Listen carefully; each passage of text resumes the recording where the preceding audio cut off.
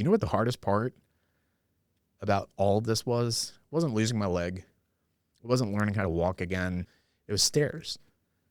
Yeah. The first couple of months, I had to sit at the bottom of the stairs and look up at the top of the stairs at my daughter up there. She's saying, "Is Daddy coming up tonight?" And I hear my wife say, "No, Daddy needs to heal still." Mm-hmm.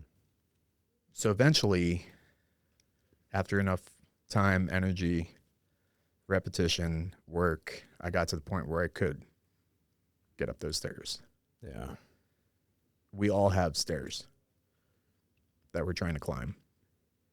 And at the top of those stairs, you might be $1 million goal. It might be building that business. It might be the dream of that podcast. It might be whatever is planted and seeded in your heart. It might be your daughter saying, "Where's Daddy?" Yeah. Don't quit on yourself. Take the next step. Be in the now. Climb those stairs. What is up, everybody? This is Joe Adams, and welcome to the Relentless Pursuit podcast. What we do on this podcast is bring in guests from all different backgrounds, all different walks of life to share their journey and everything along the way that led them to where they're at today. Real conversations, raw emotion, and the kind of human connection that can't be faked. We're here to make an impact, and that is what we do. But without further ado, I would love to introduce today's guest, Dr. David Hausmann. Thanks, brother. What Like an that? amazing intro. Thanks, man. I've gotten it down. Yeah. I do what I can. I mean, I don't know if I could top that. Thanks. Well, we'll do some practice if you ever start your own. But yeah, man, good to have you here. Yeah, man, it's good to be here. We've been in the books for about a month or so. Had some issues recently. I did. You got attacked by Yeah, there's like, you see that? I got some sort of arachnid, a spider or a bug or something. Just came and your got me in face? the middle of the night, and then I woke up and it was like, I looked like a baboon, like just all swollen. it's freaking terrifying. And then my eyes had an allergic reaction. It could have been so much because I worse. have alopecia, and then there was like no hair, and then my eyes got all red, and yeah. What is wrong with this I guy? was spooky, dude. Well, I'm glad you've overcome that though. Thank you. Yeah. Just add it to the list, right? Of course. So Dr. David is a chiropractor? Chiropractor, functional medicine doctor. Okay. Yep. Nice, man. Well, I'm not going to get too much into it. I'll let you take it from here. Tell us what life, just briefly, looks like for you today. All right. And then we're going to take it back. I got a couple questions and we'll take it back. What life looks for me today? Well, I'm practicing balance and integration. Today, completely different. Like if you met me 2 years ago, you'd be like, this is not the same guy. Yeah. So like 2 years ago, I'm running one of the largest natural health clinics in the state of Tennessee. We're doing like $2 million in revenue, 12 employees. I mean, I've been working on building this beast. Yeah. Since 2013. And I was living on top of the world, man. Yeah. I had everything I needed, the nice cars, the beautiful house, family, all the good stuff, right? And then out of nowhere, I get basically like bitch slapped in the face by life. Yeah. Who's it that said that? Everything's going great until you get punched in the face. Mike Tyson. Yeah, so I got Mike Tyson'd. I didn't get my ear bit off, but I did lose my leg. Yeah. Yeah, so out of nowhere, I just started like passing out, losing consciousness, but I thought I was tired, right? So it's a Friday. I'm at my clinic. My associate docs are like, dude, you look bad. Like, you need to go home. Like, employees never send the boss home. Yeah. They're like, bro, you need to go home. I was like, all right. Yeah. Okay, so whatever. Yeah. So I call my wife and I'm like, I'm tired. I'm falling asleep. I don't know what the hell's going on. Like, I can't even make the drive home. Yeah. It's like a 30-minute drive. So I pull over and I rest my head on the seat and I go, all right, cool. Like, someone's coming to get me, right? And then I have weird dreams, and we can talk about that if you want, and what they actually were. But then We're going to dive into this story I more wake up later like on. Yeah. 21 days later on life support and tubes and hoses and all kinds of stuff. I had no idea what the hell was going on, man. Yeah. Yeah. I was like 53 pounds lighter. I thought I was still dreaming. And lo and behold, boom, it's reality. Like everything in life explode. And then everything's different. It was crazy. Yeah, Absolutely crazy. That's nuts. So, yeah, I mean, I got hit with the world's deadliest, rarest, most aggressive form of flesh-eating bacteria. Still no idea. Well, I mean, I have a theory on where it came from, and that's even more crazy. Yeah. I started looking at the statistics and like, how the hell did that happen? Yeah. And in 3.5 hours, it ate my left ankle all the way up to the knee. Liquefied the flesh under the skin. By the time they found it, it was already too late, basically. Put me in a septic shock and multi-organ failure and all kinds of crazy stuff. That's crazy, man. That explosion, implosion, whatever you want to call it, was like a forced absolute reset on everything in life. Yeah. Yeah. Damn, man. That's nuts. So it's like you were asking, is like, what's life like today? I'm like, damn, how do I answer that question? And how long ago was this?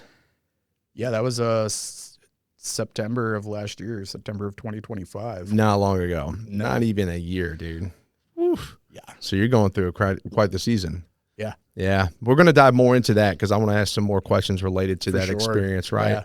Yeah. But it's a good, like, everybody's going to be like, oh, shit. Like, oh, my God. I want to know. Show me your leg. If you can lift it up, it's probably, yeah, man. Look at that shit. There's a robot leg. Look how flexible I am. Hey. There's a thumbnail photo. No, when I take off the prosthetic and it's just like the socket, that's like one of my favorite things that act like it's a gun. Like, kids, like, That's funny as shit, dude. just want to make the best of it, right? Yeah, man. I mean, that's all you can do, you know? You got to embrace it. Like, it's your life now. And I will say, you know, I've met several different, several amputees over the course of the years, and the guys I've met have just like found this new,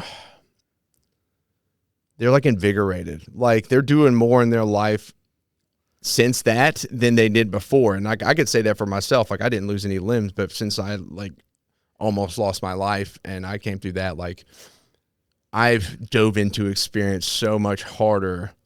And it's the perspective thing. It's perspective, but it's also value. Yeah. Right? Your value isn't truly recognized until it's absent. Or the value of a leg or my body or my capacity. Yeah. And then all of a sudden you take it for granted when you have it, and then it's gone. You're like, holy shit, like I forgot how easy it was to wake up in the middle of the night and go piss. Yeah. And just be so capable. Yeah. You know, you got to relearn everything and you got to look at it a totally different way. Yeah. Yeah. When things shift. Well, what would you say excites you the most about life today? Like, what's the most exciting thing?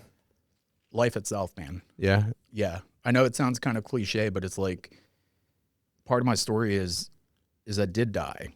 Yeah. Right? 3 times. And for 2 of them, I went on full-on DMT journeys, closed some trauma loops, like all kinds of really interesting stuff. And at the end of the day, the only thing that matters is awareness and present time consciousness in the moment. Yeah. That's literally the most valuable like currency that we have. And that's what excites me, is like being in the present and not missing life literally right in front of you. And it's so crazy because people ask, they're like, is it different coming back? Like, or is it the same? And I'm like, everything is the same, but everything looks different. Yeah. Almost like I can see the layer and the parallel and the frequency between, only because I'm attuned to it. Yeah. Because again, you don't recognize the value of something until it's gone. 100%. So having it gone and then being able to come back, I cannot believe how many people are so stressed, worried, bogged down with like shit that doesn't fucking matter. Yeah. Yeah. So like what excites me is like waking people up back to their life. Yeah. That's your whole. I mean, more or less, but it's like, okay, how the hell you do that? Oh yeah, I You mean, know what I mean? that's something else we can dive into as well, because it's like for me, I'm similar thought process, right? With like Yeah. what I see in life now, but presence is hard. Oh, it's so difficult. I And because struggle with it all the time still.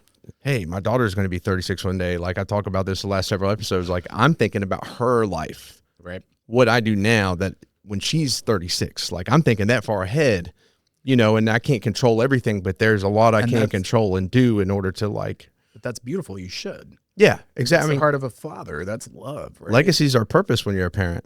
The problem is if we stay there too long, we miss everything on the way. Daughter right in front of you right now, looking at daddy, wanting to play. And that's the hard part about it, is dreaming and desiring a specific future outcome. Yeah, setting an expectation you can't control, carrying the weight and burden of trauma from the past or stress or like how you fell short. Right. Yeah. Either of those inside innately pull you or inevitably pull you from being radically authentic in the moment. Yeah. Which is crazy to think about, because you would think authenticity is me leaning into what I hope my life or my legacy looks like for my daughter at 36. Yeah. But it's actually pulling you from just being. Yeah. So how do you almost, which is kind of crazy, because if you were to just be and trust, then inevitably at 36, she will have what you desire. Yeah, exactly. Isn't that crazy? Like the loop of paradox of it. Yeah. Typically like the simplest because it's such a simple concept. And I've always thought this in every conversation is like, we hit a point where it's always the simplest things that seem to be the most complex, Isn't it? And that's for everybody. What's that game? Othello? It's like a minute to learn, a lifetime to master. Right? It's like, I agree with you. It's the simplest of things. Yeah. Yeah. But what if it was as simple as your entire life is today?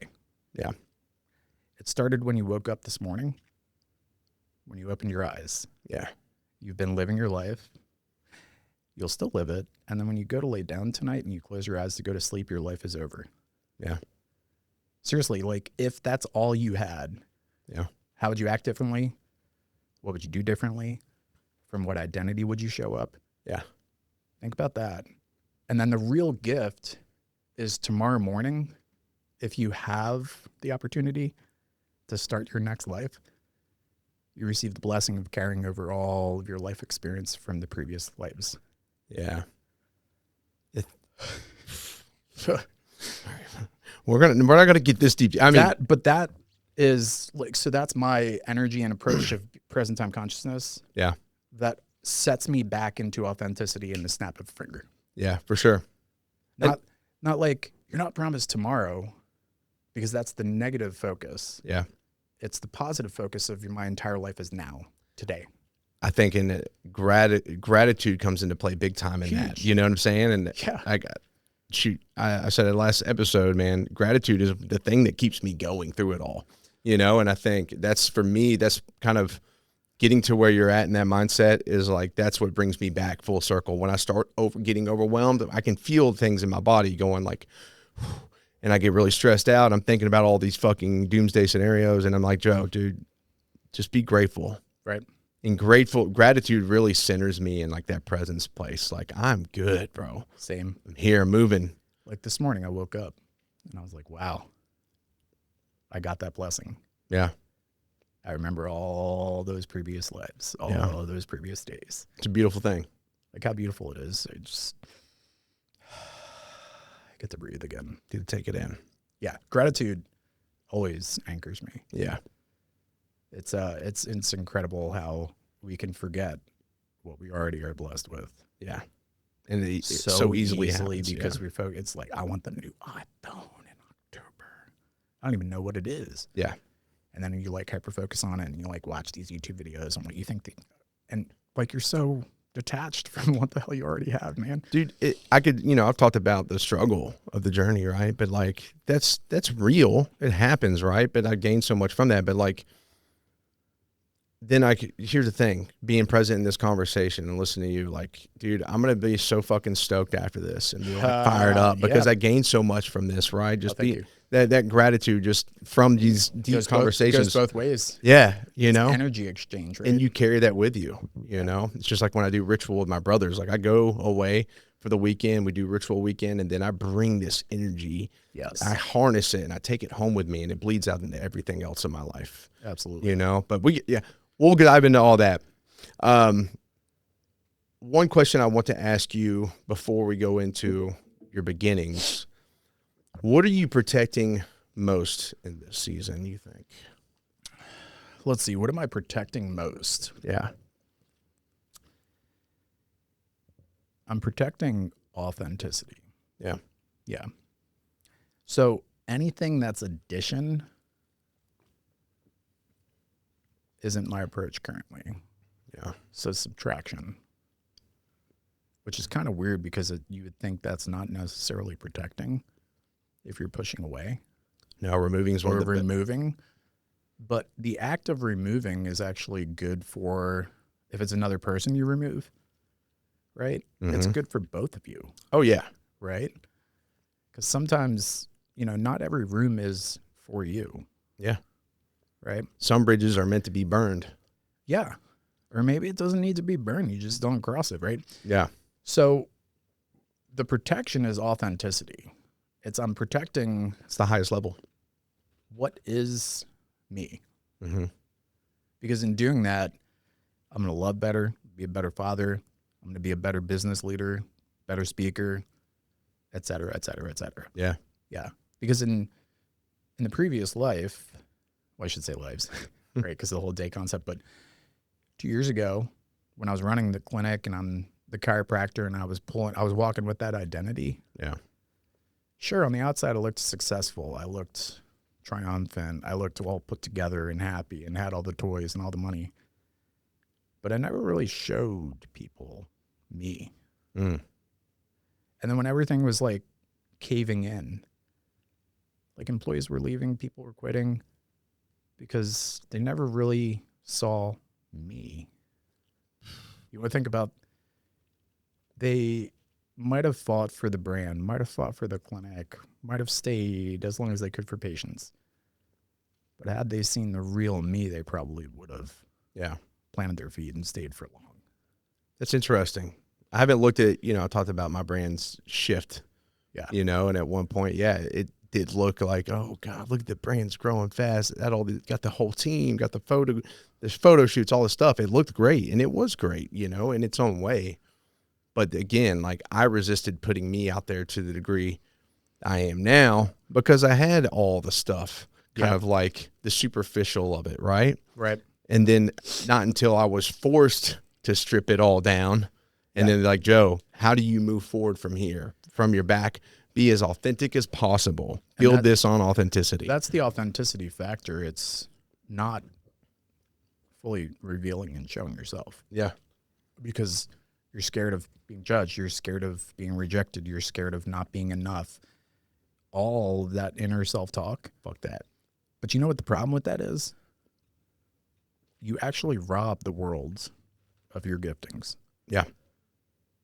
I was talking to you before we even started about like voices and how there's 8 billion people on the face of the planet, but there's no two people that have the exact same voice, frequency, resonance, tone. Yeah. That signature, dude, you're a fucking gift to the world. Yeah. Anybody watching this, you're a fucking gift, a light to the world. And every single time you guard, you protect, you wall, because you're scared to show the world yourself, you are robbing the entire world of your light. Mm. So that's what I'm protecting. Not because my ego needs calories, right? Yeah. I put that bitch in its seat and I need them when I need them, but it's because I truly believe that the world needs who and what I have. Yeah. Just the same way it needs yours. Hell yeah, man. You get what I'm saying? Beautifully said. It's not like a selfish thing. It's actually a giving thing. Yeah. Like, I want the world to be better, and I know I can help make it better. Imagine if everybody operated Right? at that level. Oh my God. Like how many people had the idea for, I don't know, Uber, Right. but then they never acted on it because they were scared to be authentic. Trust me, I had an idea. There are a lot of people that get like the same innate downloads and they get the nudge and then they don't act. They don't act. Yeah. Which is why intelligence, universal intelligence, God, whatever, has to give it to so many people because he's like, maybe this guy will do it. Maybe this guy will do it. Shit. And then if they do it, it would look different because you wouldn't have the same approach that I would have, but you'd still be able to get the product, the service, the idea out into the world to make the world better. That's a crazy way to look at it too, because God, you know, you said maybe this person will do it, this person will do it. And like some would say, like, well, God knows everything, so he'll know exactly who will do it. But maybe sometimes God just wants to gamble. Maybe God just wants to throw the dice and see what happens and not having, or maybe God has the power to do that. Or maybe the only person who has control over you is you. Yeah. So God has to give it to so many people because he ain't going to know who's going to act on it and who's not. Free will, man. Yeah. Right. Even if, like, for example, like my wife goes to church, right? And so, and that's a cool part of our relationship is the dynamic of her being Christian and me being pagan. Yeah, it's pretty cool. I think it's a blessing for my daughter and that we don't see yet. Have you seen the show Vikings? Yeah. It's kind of like Ragnar and the English Christian woman. Yeah. Where they still can have like the connection, the relationship, the understanding of one another, but they like respect their approaches. Because the value, cool. the code is different, you know? Yeah. I mean, that's a huge thing for me is like. It goes back to the whole thing of like no one person's way is right. Exactly. Combating dogma is huge to me. It's just like, because like, man, if you eliminate the labels and like align with people on morality and shit, things like and values and stuff like that. Yep. Is the connection not stronger with authenticity? 100%. Yeah. I mean, if I'm going to act like everything's okay, bro, it's all good. And inside I'm fucking struggling. Yeah. To a certain level, you can detect the fake. Oh yeah. Yeah. And so you're like, that guy's not being real with me. This shit. So what does it do? It doesn't draw you closer. No. Yeah. So being real with your brothers, being real with the people you trust. Yeah. Is giving them the opportunity to form connection. Yes. But then also, what if they're going to get growth out of helping you? Yeah. And then you don't open up and then you rob them of that opportunity. Yes. It's crazy. It goes both ways. Yeah. Every which way. Yeah. And so it's essential. And I think, you know, like what if churches operated in that same mindset, right? Yeah. It definitely shake things up a bit. Sure would. You know, but I think that's where real connection grows. I think that's how humans are hardwired. And that's closer to God than just sitting there and listening. It is. Personally. So, all right, let's take it back, my man. Yes. So, where do you hail from, Dr. David? What kind of kid, you know, take us back to your childhood a little bit. What kind of kid you were and stuff of that nature. For sure. I'm going to talk in New Jersey speed. I was born in Waco, Texas. Okay. Left Waco, Texas before I was old enough to know what was going on. Yeah. To New Jersey. My parents raised me in New Jersey. What part? Central Jersey. You know how they call Jersey the Garden State? Yeah. There was actually garden. Yeah. Yeah. Columbus, New Jersey, cool little Amish section, horses, pastures, all that kind of stuff. So grew up there through high school, middle child of 5 kiddos. Really? 2 older brothers, 2 younger sisters. Very, very early on, I learned I get recognition and feel love through performance. Mm. So kind of a good thing if you're going to be an entrepreneur because I carried that on into adulthood. Yeah. And then on top of that, my mom ran a daycare, so there was additional kids in the house. So at any point in time, I mean, I'm one of, 9 or 10. Yeah. I was raised like non-denominational Christian. Okay. Very, very big on emotion being weakness. Verse scripture in Romans about renewing your mind. And my dad was really, really big on that. Love him. He was doing the best he could. Amazing father. But it did create the deficit of opening up and being vulnerable emotionally as a man. Yeah. And I know that's an epidemic, pandemic, whatever. It's a big issue in modern society. Well, they go back to his dad, their dad, their dad, their dad. Yeah. So we're like that transitional, generation. Yeah. Where Yeah, like we were talking about earlier, like our dads are stop being a wuss. Yeah, exactly. Man up, be tough, because that's how they were raised, right? Yeah. And then next generation's like, everything, yeah. Yeah. Don't be Like, tough. Yeah, Yeah. don't be masculine. That's toxic. Yeah. So, yeah, I was raised that way. Very robotic, closed off, walled, not show emotion. Very logical, very intelligent, driver, builder, entrepreneurial spirit.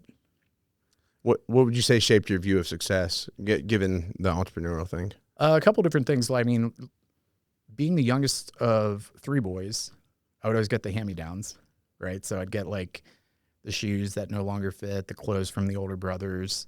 And then my sisters are younger, they would always get new stuff, right? So not having nice stuff Yeah, created the drive where I'm like, I'm going to create a life where I can have the nice stuff. of course. So it did give me a little bit of like love of luxury. Of course. And then performance, like entrepreneurial spirits, giving myself the future, and then the ideal of like my family in the future having money that my parents didn't have at a level they didn't have. Yeah, of course. Yeah. Like above and beyond. Yeah. Yeah, almost like leveling it up. At what point did you recognize, I guess, achievement, the idea of achievement becoming part of your identity? I mean, I think it was hardwired in, and I didn't realize that it was being hardwired until later. Until later. Yeah. It's like I already have a chiropractic clinic. I'm here in Nashville, Tennessee. I'm outwardly looking successful when it comes to money and business and opportunity. And then I'm like, wow, like I feel kind of empty. Yeah. Right. So Yeah, I think for it sure. was probably at that point where I'm like more aware that like, wow, my definition of success and achievement might not be very profitable for me inwardly. Yeah. It's the inward part missing. Yeah. See that with professional athletes and all kinds of like high achiever type peoples. Yeah. There's a beauty in being able to achieve high things and, be geared towards building and maximizing in those ways. But absent of the internal aspect, you're just like a shell moving. And Yeah. I think it was the combination of like performing to be recognized and then the recognition feeling love. Yeah. So like as a kid being a middle child, there's 5 kids. It's like you don't get attention from mom and dad. Yeah. But hey, you know what? If my brother isn't good at grades and my other brother is doing athletic stuff, like I can be the straight A student, the smart, the wizard. Yeah. And then boom, I get recognition for like, Yeah. damn boy, you're smart. Yeah. I mean, wow. I haven't seen you much, do but them numbers, right? Yeah. So like, then you just like learn it by default and you don't even realize that it's being programmed. Yeah. Yeah. Of course. As you grew, and as you worked through school, were you going to say something? I was going to say, Okay, and then the other part of that reinforced it was, well, close off the emotions. So it's like perform for validation, recognition externally to feel loved, but then let no one in. Yeah. You get what I'm saying? Yeah. And I guess from the outside, in one way, you could see the value in that because you can go all out. And if you let no one in, then you can achieve great things. And then Right. you can.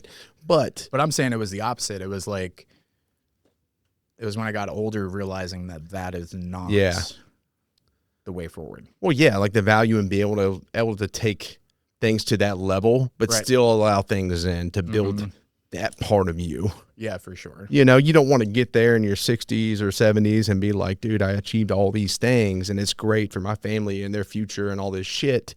But who the fuck am I? Right. Yeah. And not be able to have emotional connection with the ones you love and like try to figure out how to do that at that point in time. Yeah. Sounds terrible. Yeah, it just gets harder the older you get. It's not fun trying to figure that out. Yeah. In your 40s or 50s. Yeah. When you could have already done it in your teens or earlier. So looking back at that time, who do you think you were trying to become moving forward in your life? That's a great question. I'm not really sure. Yeah. I think I was trying to take on the unspoken identity that I saw as an example. Provider, the husband that takes on all the emotion of everybody else but doesn't show vulnerability. Subconsciously, you downloaded that template. Yeah, I think we all do. We download a template, an identity template, Yeah. based off of our surrounding because we never consciously sit down and build the identity we want. And I think it's because a lot of us internally aren't balanced. Yeah. We don't hear our inner voices, right? And then because we have an unstable foundation, society and outward external environment forces an identity without us realizing it. Oh, man. Yeah. And that's how you just start putting masks on. Yeah, exactly. Yeah. And then because of that, you take on an identity that isn't based on your authenticity. Yeah. And then you show up as a fractured and masked version of yourself. You got me thinking about this because I always say, and I got this from my mentor. He's in his 60s, right? And he's done, huge, massive inspiration. You'd have to talk to him one of these days. Great man. But he said, I'm going to be ripping off masks till the day I die. And I find myself saying that all the time, Yeah. So to you, do you think there's ever like a point where in your life where you'd be like, I have achieved ultimate authenticity? Or do you think it's just like, it's just a never ending, it's just, you continue it's a daily that growth. practice. Yeah. Yeah. It's almost like people chasing health. No person on the face of the planet is truly healthy, right? Or what about the guy that's trying to defy it all and now he's dying? Isn't that a thing? No, because health isn't static. Yeah. And life isn't static. It's dynamic. Yeah. There's always external forces and internal forces at play. And it's always the balance and the equilibrium. Yeah. So you'll dip in, you'll pull out. You'll dip in, you'll pull out. That's what our bodies literally do with the stress response. Yeah. Right? I might not be getting chased by a bear, but Your response is biochemically speaking, I get cut off in traffic and I'm like, you motherfucker, right? And then stress response kicks in and the chemical factory takes over and I got norepinephrine spitting out and cortisol like I'm getting chased by a bear. your body thinks you are.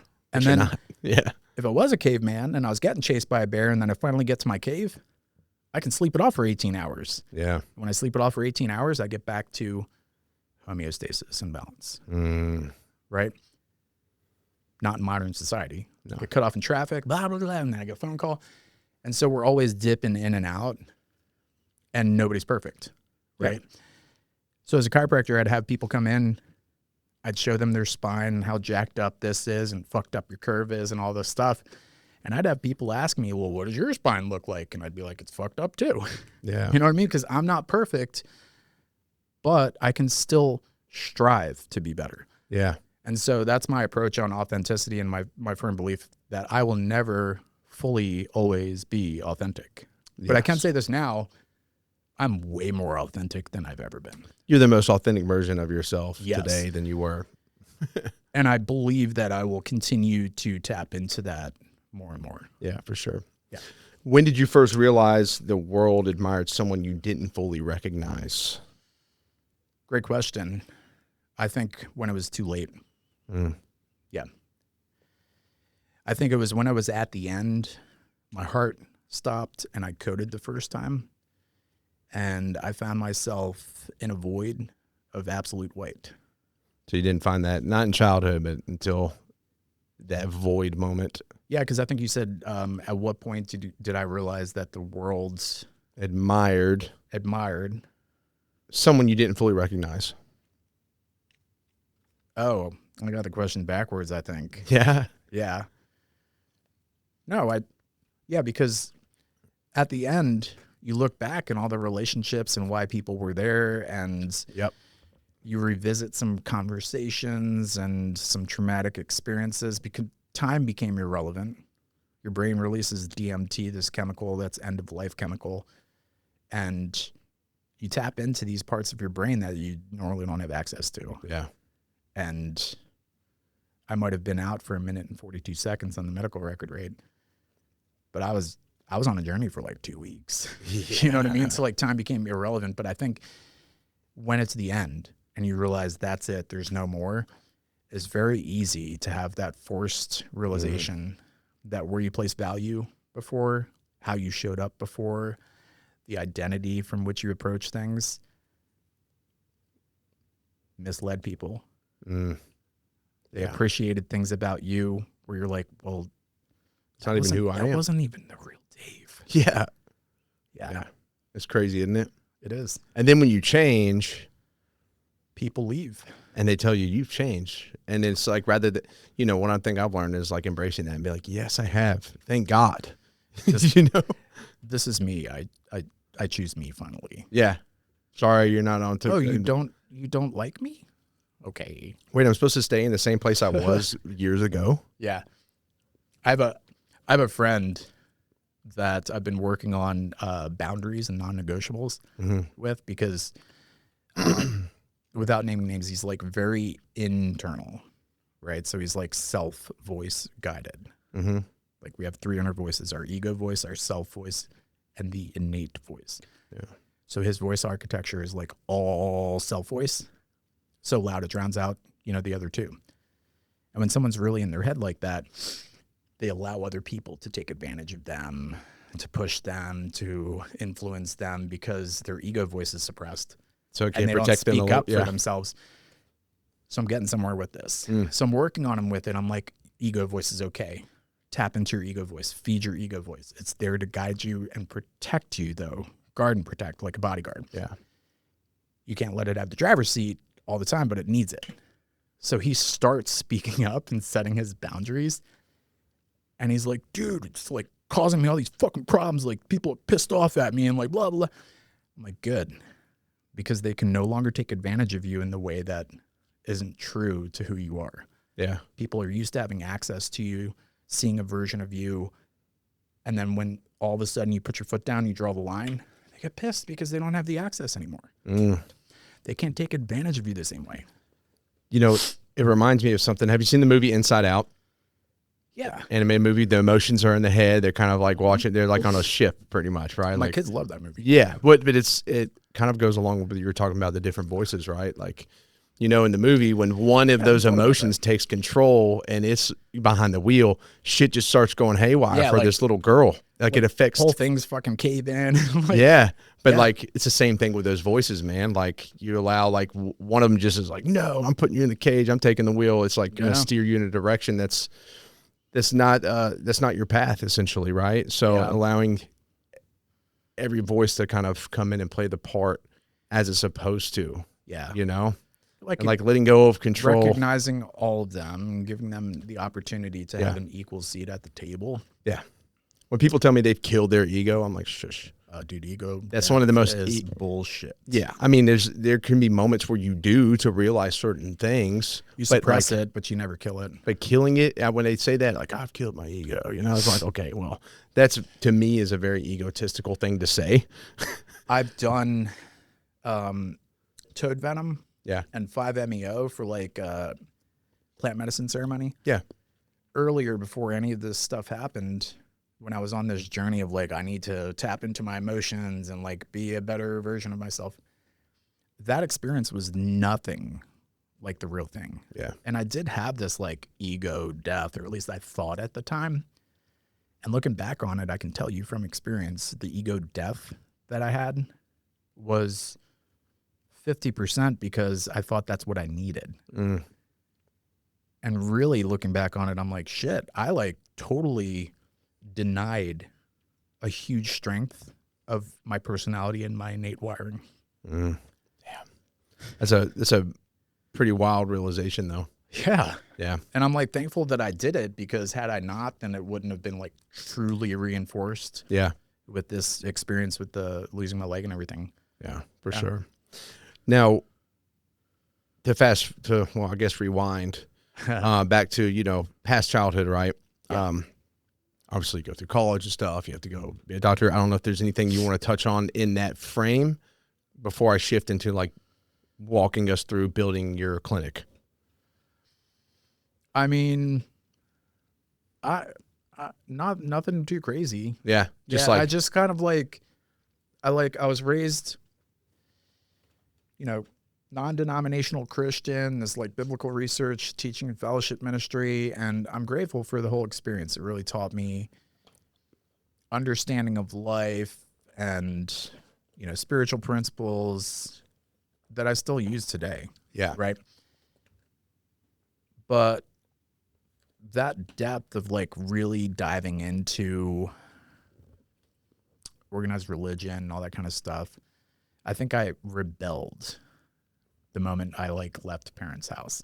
Really? So I was like, I don't like that control. I don't like the lack of freedom and independence and having to say things a certain way. You know what I mean? Oh, and you're being taught fear from like day one. Yeah. You know, I tell my daughter all the time, like I have these affirmations. I tell her like, you're so beautiful. I'm so proud of you. You're so amazing. You're so strong. You are light, right? Yeah. And one of the things I tell her is like, don't let anybody put fear in your heart, you know, because like, Right on. because I know people are going to do that. Yeah. Right. But don't allow that to creep in. Like, and if her dad is implementing that into her on a daily basis, right, I think there's something powerful to that, you know. And you talked about, right, I was telling you about mine and my wife's religious difference, right? Most people would be like, how does that work? That's crazy. And it's like, it does. Yeah. And like, I talked about the benefit to my daughter, but she's going to go out of the home with an understanding so much broader than just one thing. Yeah. And I think her heart's going to guide her in a lot more powerful way because of that. Yeah. You know, in the way that it needs sure. to, because she's not going to have to be like, she's not going to have to shed this understanding of like, oh my God, my whole life I've been taught this way. Right. But you know what I'm saying? And you know. Don't allow the external opinions, you know, seeking validation, other people's energy to put fear into you. Yeah. But listen to your own internal fears and use them as a guiding compass. For sure. Right. Exactly. I mean, she's discernment, right? She's gonna be sense. so grateful when she gets older. Oh yeah. Yeah. I hope so. Hopefully I'm trying. You shave your hair, and when she's old enough to date, you do the cutoff. You show up at the door. Puff my chest. I gotta be at home. Yeah. At 7 p.m. You gotta go to. He's like, sir, it's 5:45. Well, 7 p.m. Change of plans. You're going to ritual weekend with me and the guys. Man. Meet me at this GPS coordinate. Yes, it's in the middle of nowhere. There's a Yeah. Piggly Wiggly about 2 miles up the road. That's it. Jeez. No, but yeah, I was just curious because, you know, you saying that, like, you rebelled. It got me thinking about, you know, my daughter's future in a sense. Yeah. With that dogma comes this rebellion. Well, I think and the rebellious for me was just like, I'm just gonna go fucking build. Yeah. Right. I'm gonna go build and create a future for myself where I don't need anybody else. Yeah. So it's very internal, very ego driven. What did that look like as you build? So walk us through it briefly of building that business up, because there's a lot deeper layers to this whole conversation. I know that's a part of your journey, but I know that's not everything, right? Right. So, but I'm curious. So the financial aspect, or just like, what did it look like? I mean, So what did it look like? I'm You know, gonna you go built a huge clinic, right? Yeah. I was like, it's very easy for me to tap into, I'm going to help as many people as possible. Like, what's bad about that? Right. Mm. So it was an easy deflection for me of like showing who I was by focusing on other people. Crazy how the ego can control that. Exactly. Yeah. And so then the ego to guard and protect is like, oh, I'm going to create one of the largest wellness clinics in whatever state I go to, right? So I'm going to train to be the best fucking chiropractor. I'm already smart as fuck, so I'm going to own my anatomy, physiology, my chemistry, blah, blah, blah, blah, blah. So I go to UNC Chapel Hill. I get a dual BS degree and a Bachelor of Science degree in chemistry and biology. Nice. So I'm like, I got my sciences set. Now I can go to chiropractic school. It's just like medical. 4 years, you get your doctorate, board exams, and I'm just acing everything, man. Yeah. But at the same time, because I fucking love it. Yeah. So like chiropractic care for me wasn't just something I chose. I ended up rewind 16. I was 16 years old. No neck pain, no low back pain. What everybody thinks chiropractic is for, right? Yeah. My brother, 17 and a half, neck bothering me, goes to a chiropractor. I go with him. Chiropractor's like, dude, I'll do a complimentary health evaluation on you. I'm like, I ain't got any pain. He's like, it's not about pain, bro. It's about function. Yeah. So he does an x-ray, top part of my back, boop, lateral curve, 7 degrees. He's like, do you have any idea what that's doing to the nerves? Your spine's not in alignment, creeps out of place like that, cuts off nerve flow going to the organ that it controls. So like, it's not your heart, but let's use your heart as an example. If the nerve going to your heart gets cut in half, what happens to your heart? I'm like, I guess now my brain can't tell my heart how to be. Yeah, so my heart stops. He's like, yeah, bad news bears, you'll die. That's nuts. Yeah. Extreme, right? What if instead I take the same nerve going to your heart and I pinch it? Is your heart going to work better or worse? Worse. Probably worse, yeah. Yeah, he's like, okay, that's blood pressure, that's cardiomegaly because your heart has to beat harder, muscles get bigger. He's like, same principle, but these nerves are going to your lungs. I had asthma, bro, from 3 years old all the way up to 7. I was taking 2 asthma inhalers a day. Damn. He's like, what the fuck? That was the first time I've ever had a doctor like legitimately be like, this is what's causing your asthma. Now here's another prescription, bro. Damn. So I was like, light bulb moment, right? 4 months of chiropractic care, asthma goes away. Threw away my inhalers. That's so it was amazing. Like that for me, I was like, dude, I want to do this for everybody. Yeah. Like, that's fucking cool because, oh, pinched nerve going to my kidneys. Okay, kidney problems, pinched nerve going. It's like, you got asthma? Come to me. Yeah. Yeah. So that was part of the drive too. I'm like, I'm going to build this clinic that's going to help people with this radical different approach because it's such a simple principle, but it applies to so much. That's in your amazing. body. But I think at the time I didn't even realize, like I was saying, it's really deflecting from internal and just being me. Yeah. Yeah. Yeah. You were the guy that was going to help people. Right. And that was so your I identity, attached right? to that identity of like, oh, I'm going to be this person that people come to get better. Yeah. Because I liked the validation. Right. Yeah, of course. I like the feeling of solving a puzzle. Yeah. Helping people have a light bulb go off, Oh, helping yeah. people improve their health. Yeah. Which is kind of crazy because it made me feel better about myself. Of course. Even though authentically, like I really do care about people and I fucking love helping people. It's weird how it gets mixed up. Yeah. So it just started as like that true love, service, helping people. And then eventually it evolved into like, oh, Yeah. make me feel good about me. I was never into any of the Zodiac shit until all this stuff happened. And I'm like laying in a hospital bed and I like read some Instagram shit. Yeah. And I was like, whatever. And it was like, on this day, you're going to have a massive breakthrough. Blah, blah, and like it happened where I got this like new business idea on the exact day Yeah. that I'm now co-founder and CEO of. It's like for AmpuHealth. Isn't that wild? Yeah. And I was like, okay, there's some legitimacy. Yeah, for sure. So Okay, then I like dude. started diving into it more. That's awesome, man. So I've been big into it now. You know, you're building this business. You got this place. What did that season of life feel like to you? It felt like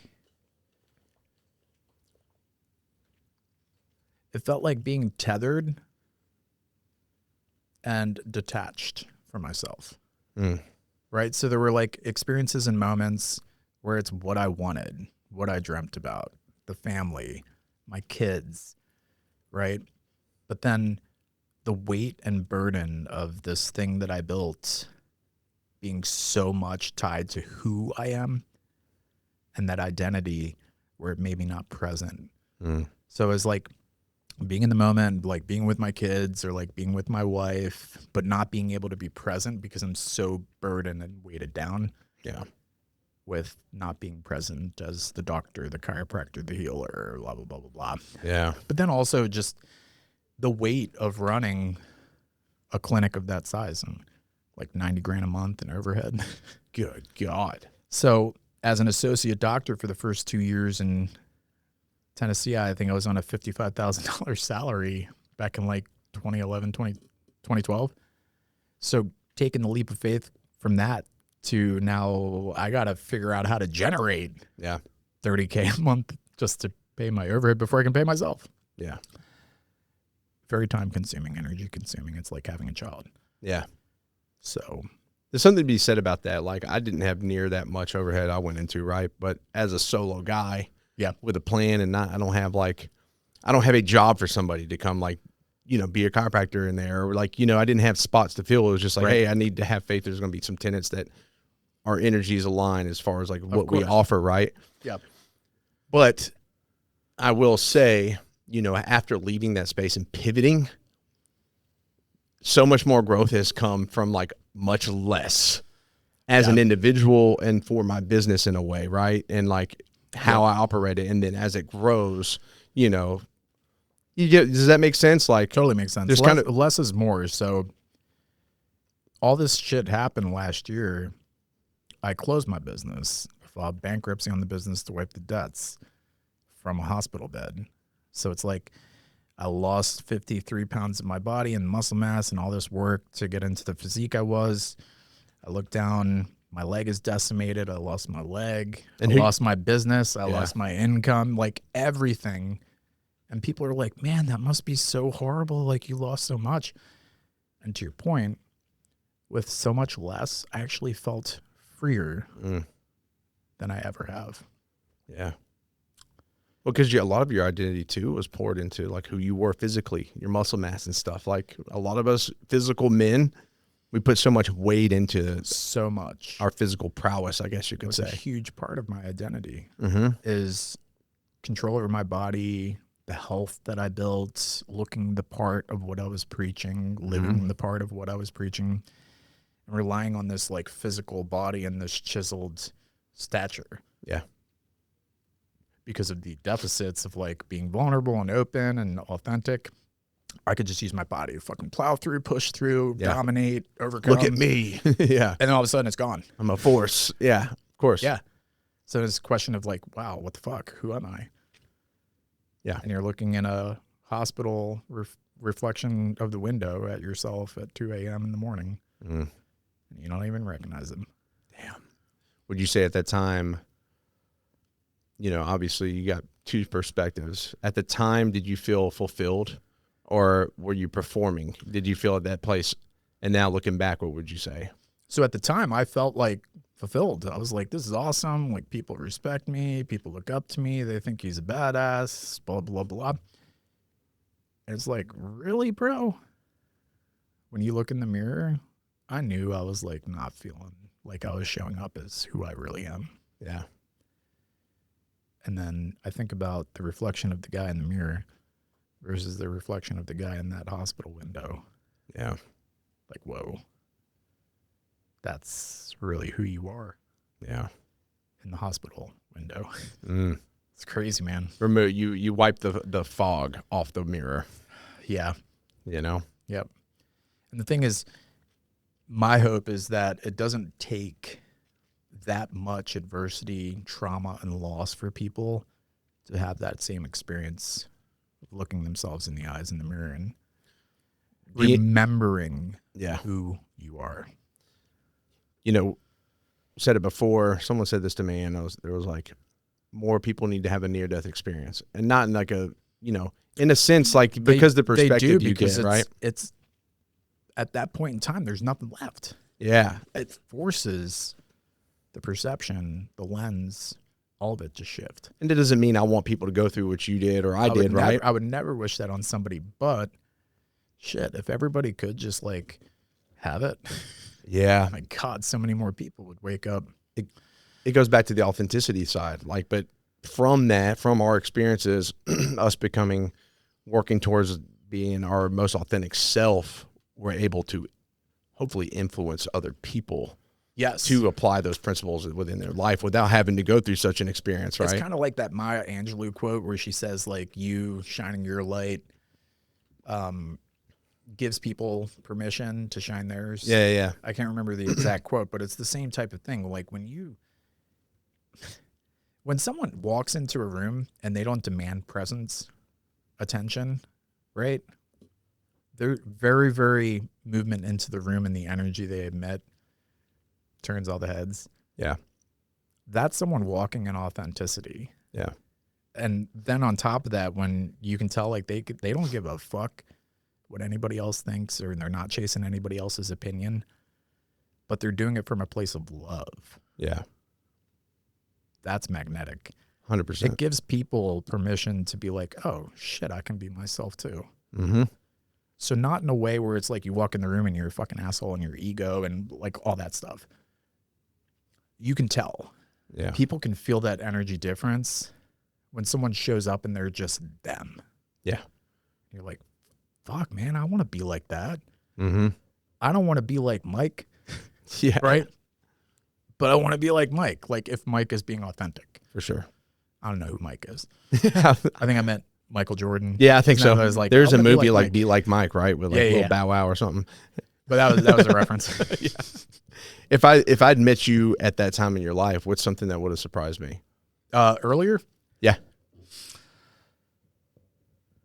I think what would have surprised you is you could have sensed the charisma and the connection and like me being a person and a human, Yeah.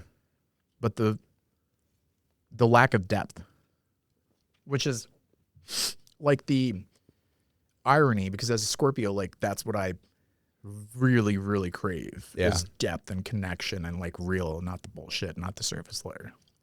Mm. So you would have sensed incongruency, but then at the same time, you would have been like, man, I like that guy though. You're ready to create like a depth perception without the actual depth. Yes. So as a Scorpio, when it comes to like energy, I X-ray people's souls. Like Yeah. that's just a gift that I've always had. I'd be able to like, I can pick up energy, emotion very quick. Yeah.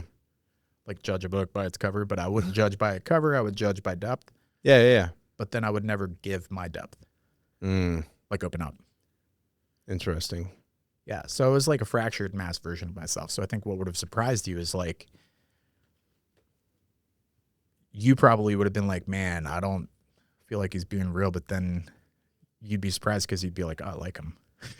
You get what I'm saying? Like, I mean, no, because I'm a depth person, right? I mean, look at the episodes, right? It's like Yeah. it's all about depth. So I've almost conditioned to go to depth with Right. people, right? So when I see a lack of up front, it doesn't make me necessarily distrusting, because I understand that like typically those walls are generationally conditioned and so on. But so I always see the capability of people opening up when I meet them. Yeah. So I can take someone at face value and be like, wow, they got great energy, charisma. They're a go-getter. Like, I love that, but there's something more to them. It doesn't make me necessarily like standoffish. right. But then again, if they're not willing to go past that, then the conversation won't probably evolve. I think it would be like, you'd probably be surprised that I could hold space and hear your depth Yeah. in a way where you like really feel seen and heard. Yeah. So you'd be like, man, that's cool. I feel good. Yeah. But the surprise would be like, but like, where's his? Ooh, and then for somebody that's talking to you, that can be struggle too, because they're like, man, like I feel like I poured myself out, but I don't know nothing about the guy. Yeah. Yeah. So it was like the mystery. Mm. So that's what made me a good doctor, though, Yeah. is I could ask the right questions. I could hold the space because of the capacity I have to seek depth, right? Yeah. But then I had to. So it was almost like it worked perfect for me Yeah. because I had to do that for patients. Like I can't get connected emotionally. I can't open up, but I can serve. Holding the space and sharing the space are two different things. Very much. Yeah. And it actually became very energy draining for me. Yeah. Yeah. Damn. Because when you don't give, you start to die. Of course. That's the whole, like the Dead Sea has all these inlets, Yeah. right? But it has no outlet for the water. So the salinity in the Dead Sea can't sustain life. Because all it does is take, and it doesn't give. Damn. Yeah. I've never thought about that. That's an interesting concept. Yeah. But it's very like applicable to life. In general, right? Yeah, And people. truly. And that's the same that holds true for like energy. Yeah. You can't just take. Yeah. You have to give. Damn. Well, Can't be walled. You have to be open. I mean, again, that's why like when I meet you and you come into my space, right? Like I am going to hold the space, but I'm going to let my walls down first. And I appreciate I mean, that. there are no walls really. Because I feel the realness. And Yeah. I'm just going to cut it open and let it bleed out. Right? Well, hopefully As soon as- not all You the would get what I'm saying. It's a metaphor. I always use that metaphor. You're though. going for the DMT experience in your death. I'm bleeding out. Just bleed it all out. Yeah, exactly. I'll stop you before you go all the way. But like really just essentially like letting it all out. Like, hey, this is who I am. This is Yep. what you get. Now that space is going to feel a little bit different Yep. as you share that. So That's where the magic happens. yeah, and I 'Cause think your entire life is today, right? It's like, why waste the moment? 100%. Now, shifting into like, you talked about it quite a bit at the beginning, Yep. talking about your infection, right? Yeah. Let's touch on that a little bit. For example, walk me through the day everything changed. Well, so here's the interesting thing about it. I'm driving home. I feel like I'm falling asleep and I'm tired. In reality, I was losing consciousness because I already had an infection from Clostridium septicum in my body I didn't even know. So my blood levels were all over the place, and yeah, I was passing out. I was losing consciousness. So called my wife at the time, go ahead, lay my head on the seat. She's coming to pick me up. I feel good. I fall asleep, lose consciousness. I pass out. And then I have weird lucid dreams, hear voices of people I know and recognize. And then I wake up on life support 20 whatever days later. So from my perception and experience, it was like, right. But then everybody in my life around me that loved and cared about me was days and days and days of waiting and agony and not knowing, is this guy going to make it? Yeah. Kind of wild. However, with that being said, Does that mess you up a little bit? Sorry to interrupt. Putting yourself in their shoes, I guess. It used to. Yeah. But it's not mine to control. So I had to learn surrender, and that was part of the layer of surrender. From everybody else's experience, the wild part about it is she picks me up, takes me to the ER for losing consciousness, and within 20 minutes of being in the ER, I start screaming, left ankle, my left ankle, my left ankle. Right? And they're like, what the hell's wrong with this dude? Like, what is he screaming about? What's the pain? And about 3.5 hours later, I'm in debridement surgery for my leg because they're removing dead tissue. So like, that's how quick it happened. And I think my nose is running a little bit. That's because I'm crying. You need tissue?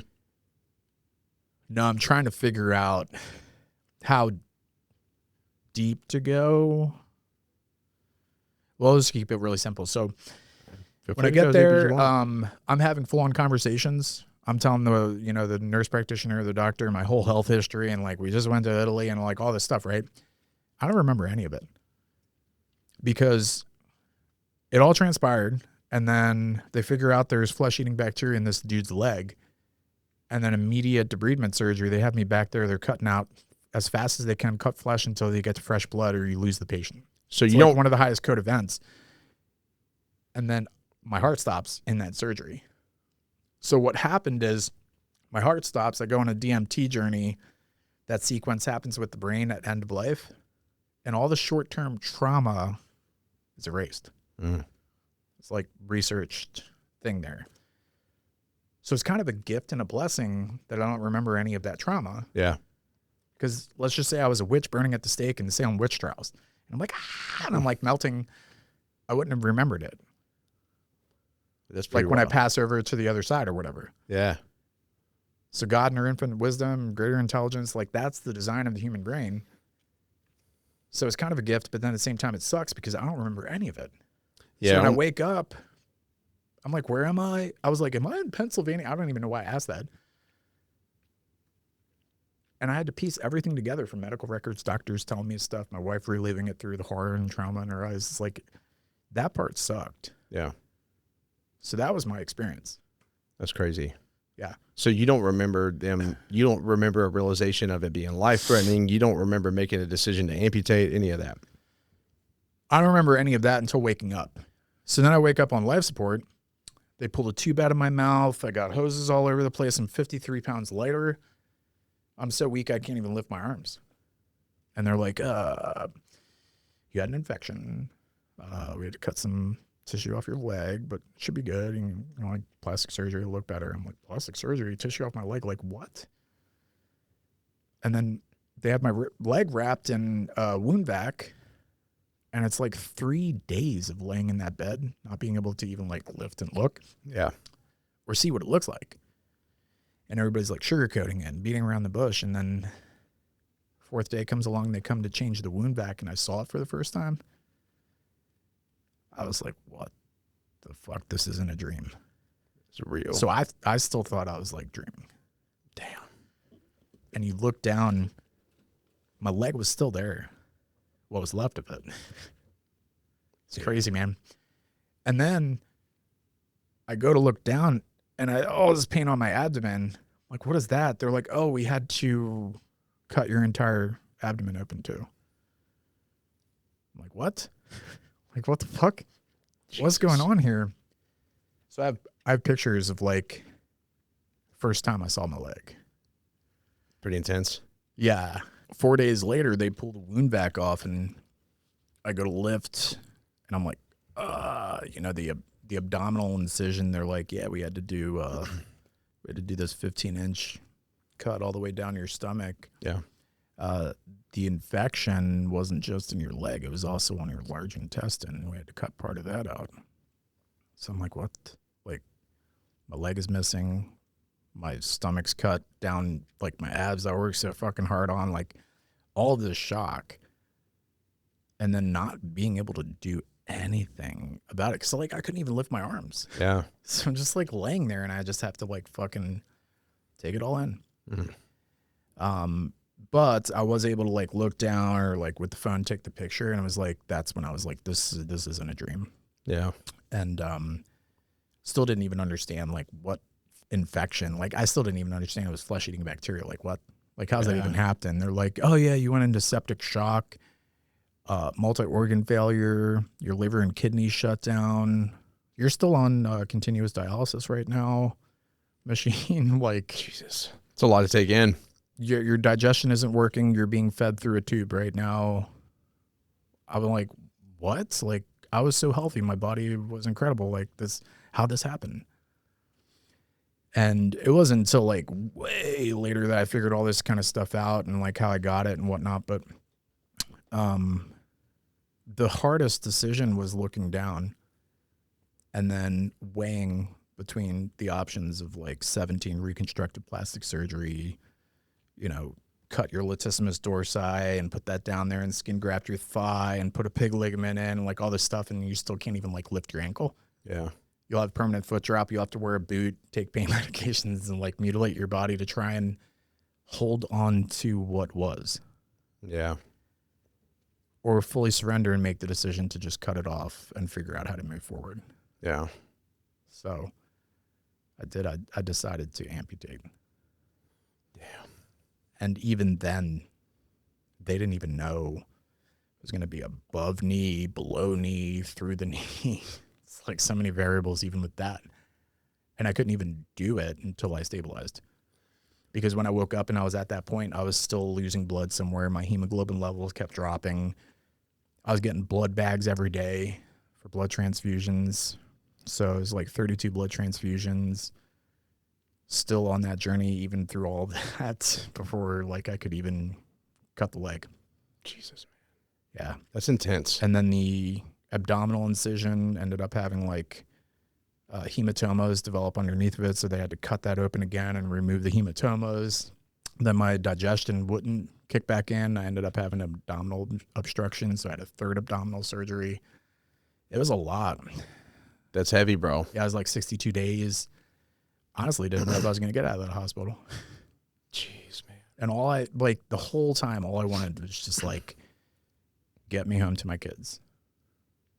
Get me back to the people I love. That's the goal. Let me just fucking live. Yeah. Yeah. Damn it, man. What do you, reflecting on it, what do you think died that day you chose to amputate your leg? The old identity. Yeah. Yeah.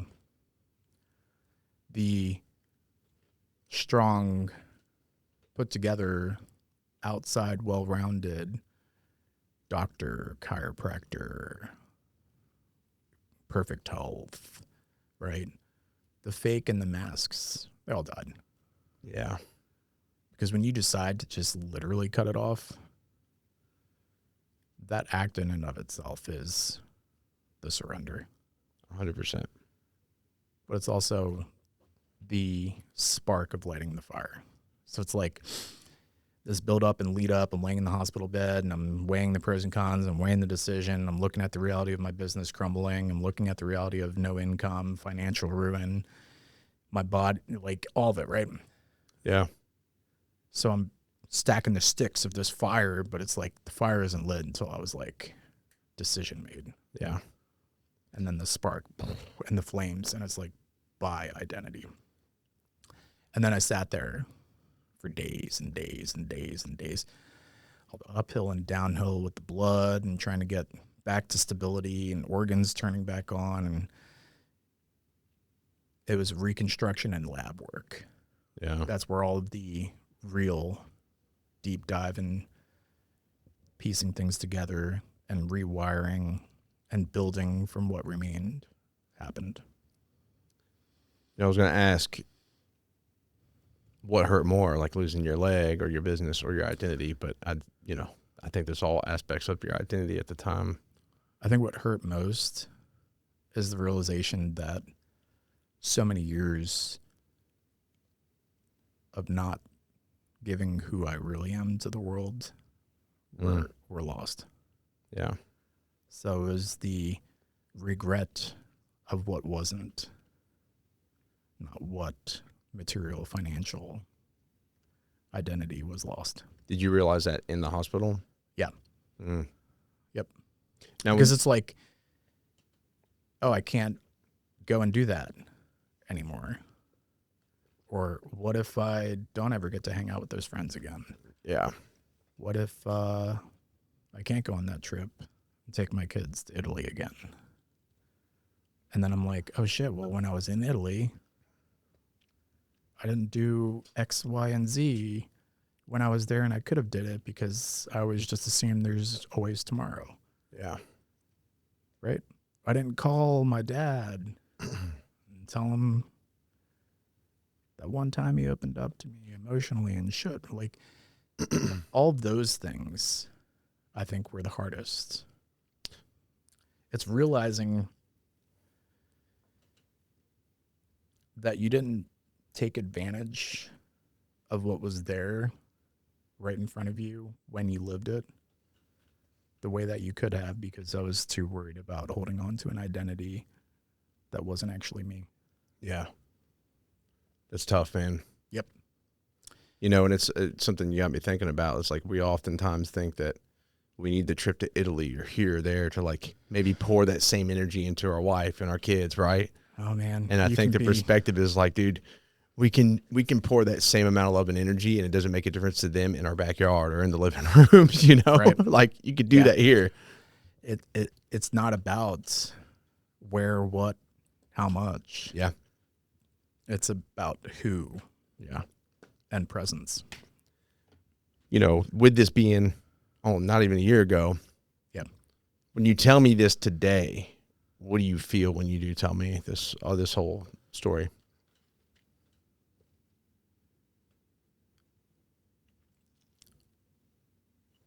I feel alive.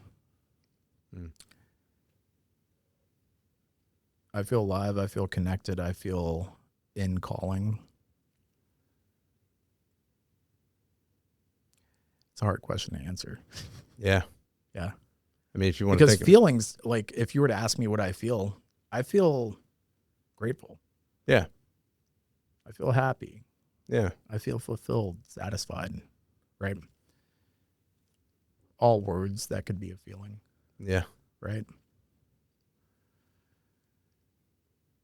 But I feel alignment. It's crazy. Which is kind of crazy because it's like,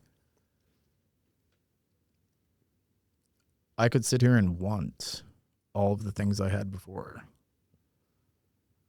Or I could sit here and hope that I have X number of dollars to buy a new prosthetic leg and like all these things. But none of that really freaking matters. Yeah. All that matters is right now. And it's so hard. Yeah. It's so hard. Well, But yeah, I feel alignment like I haven't felt before. yeah. Where I'm like, I can just be.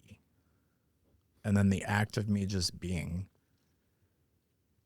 opens the doors, creates the opportunity.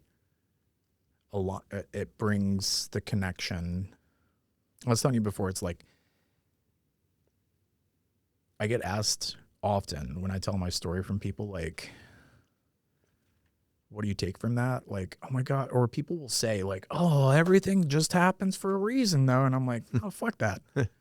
Like, because if I'm going to sit here and I'm going to be like, well, why did this happen to me? And blah, blah, I get caught in the victim mentality. Yeah. The second thing that happens is I sit here and I try and figure out why. Yeah. And then the act of me figuring out why wastes the presence of me just trusting that Yeah. it is. Right?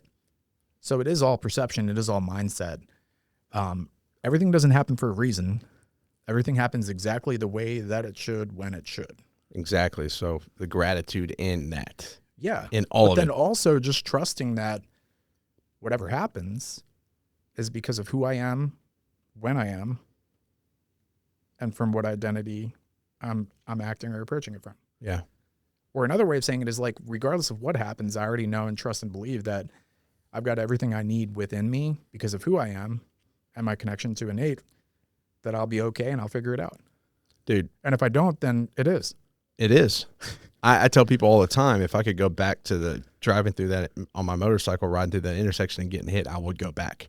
I would not go back and change a thing or change my direction. Right. And I truly believe, had I been in a different intersection or somewhere else, that something that's of similar magnitude would have occurred. Like, I feel like it was truly destined, and that, like, so I find so much gratitude in that moment of my life, and people think it's wild. Yeah. I don't think I've ever said this out loud before. Yeah. But like, if you were to ask me if I were to go back and I could stop me from losing my leg, would I? That's a hard one that I've sat with internally for a while. Yeah. Because you do lose so much. Yeah. All the simple things. Sitting down, normally you just contract both of your quad muscles to slow your descent. Now it's like contract my quad, tighten my hamstring on the opposite side because I have no functioning knee joint, right? So it's like everything has to be rewired, relearned, new programming. And I could sit there and I could think about all that bullshit, but like, if I could go back and change it, I don't think I would. Yeah. Because I feel more aligned, more free, and more alive now than I ever did before. Yeah. And that is more value and weight to me moving forward than a physical capacity to do certain things. Yes. And this that's fucking hard to say. Yeah. But like, this is also like what's necessary for you to become what you have, like it was a necessary point of that shift. None of that happened, then I wouldn't be here. I wouldn't be who I am, how I am. The company that I'm working on with the other co-founders building, AmpuHealth, that's going to provide a solution for like millions of amputees. Yeah. To live a better life. That wouldn't be if what happened to me didn't happen. Yeah. Right? It's like, it's crazy. It stoked purpose, in a different way, in the direction that it needed to. I like to say, like, lost a leg, found a mission. Yeah. Right? For sure. But I like whenever doors close, doors open. Mm-hmm. And again, you can easily get caught in, why did it happen? Why? Or just trust everything is the way that it is, as it should be. Exactly how it should be. Which plays into the whole like memento mori, or got a tattooed on my neck. Amor fati. Yeah. Right. I've got both those tattooed on me, by the way. There was I got Amor fati tattooed right here. So yeah. Yeah. I wish more people would remember like memento mori, like remember you must die. Like just focus on living today. But it's omnia ita. I suck at Italian. Evenient ut apportet. And it's everything happens exactly the way that it should when it should. Yeah. But that doesn't sound, no, and that's like long. Yeah. I like Latin. the Latin. Yeah. Latin sounds sexy if you can say it fast. Latin's, and honestly, Latin, you can like simplify a whole couple sentences Yeah, I into could like probably- 2 words. I could probably just like pull a couple words out of that, still be like, well, that's what it means. Yeah, I get it. Yeah. Now, you said you tried to kill the old version of yourself, but he fused into you. Tell me that. Yeah. Oh man.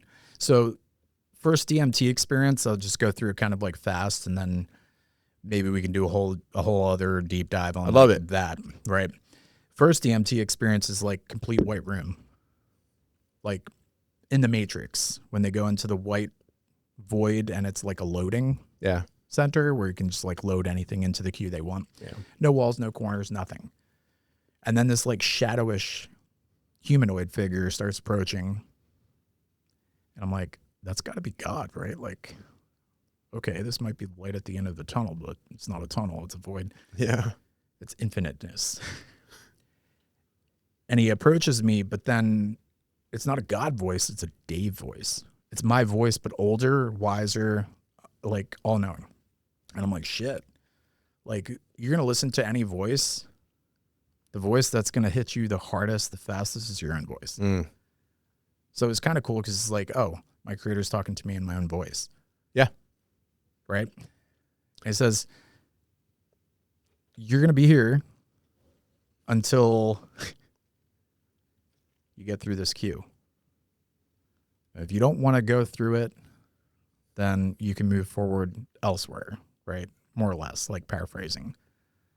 Basically, you're not done yet unless you want to be done. Mm-hmm. But the only way out of here is to take care of this list. And then this list populates and it's all like previous life traumas. Yeah. Like shit you don't want to do. Yeah. So I'm stubborn and I sat there. I swear it was like 7 days that I like sat there. I'm like, I'm not doing that. I'm not doing that. I'm not doing that.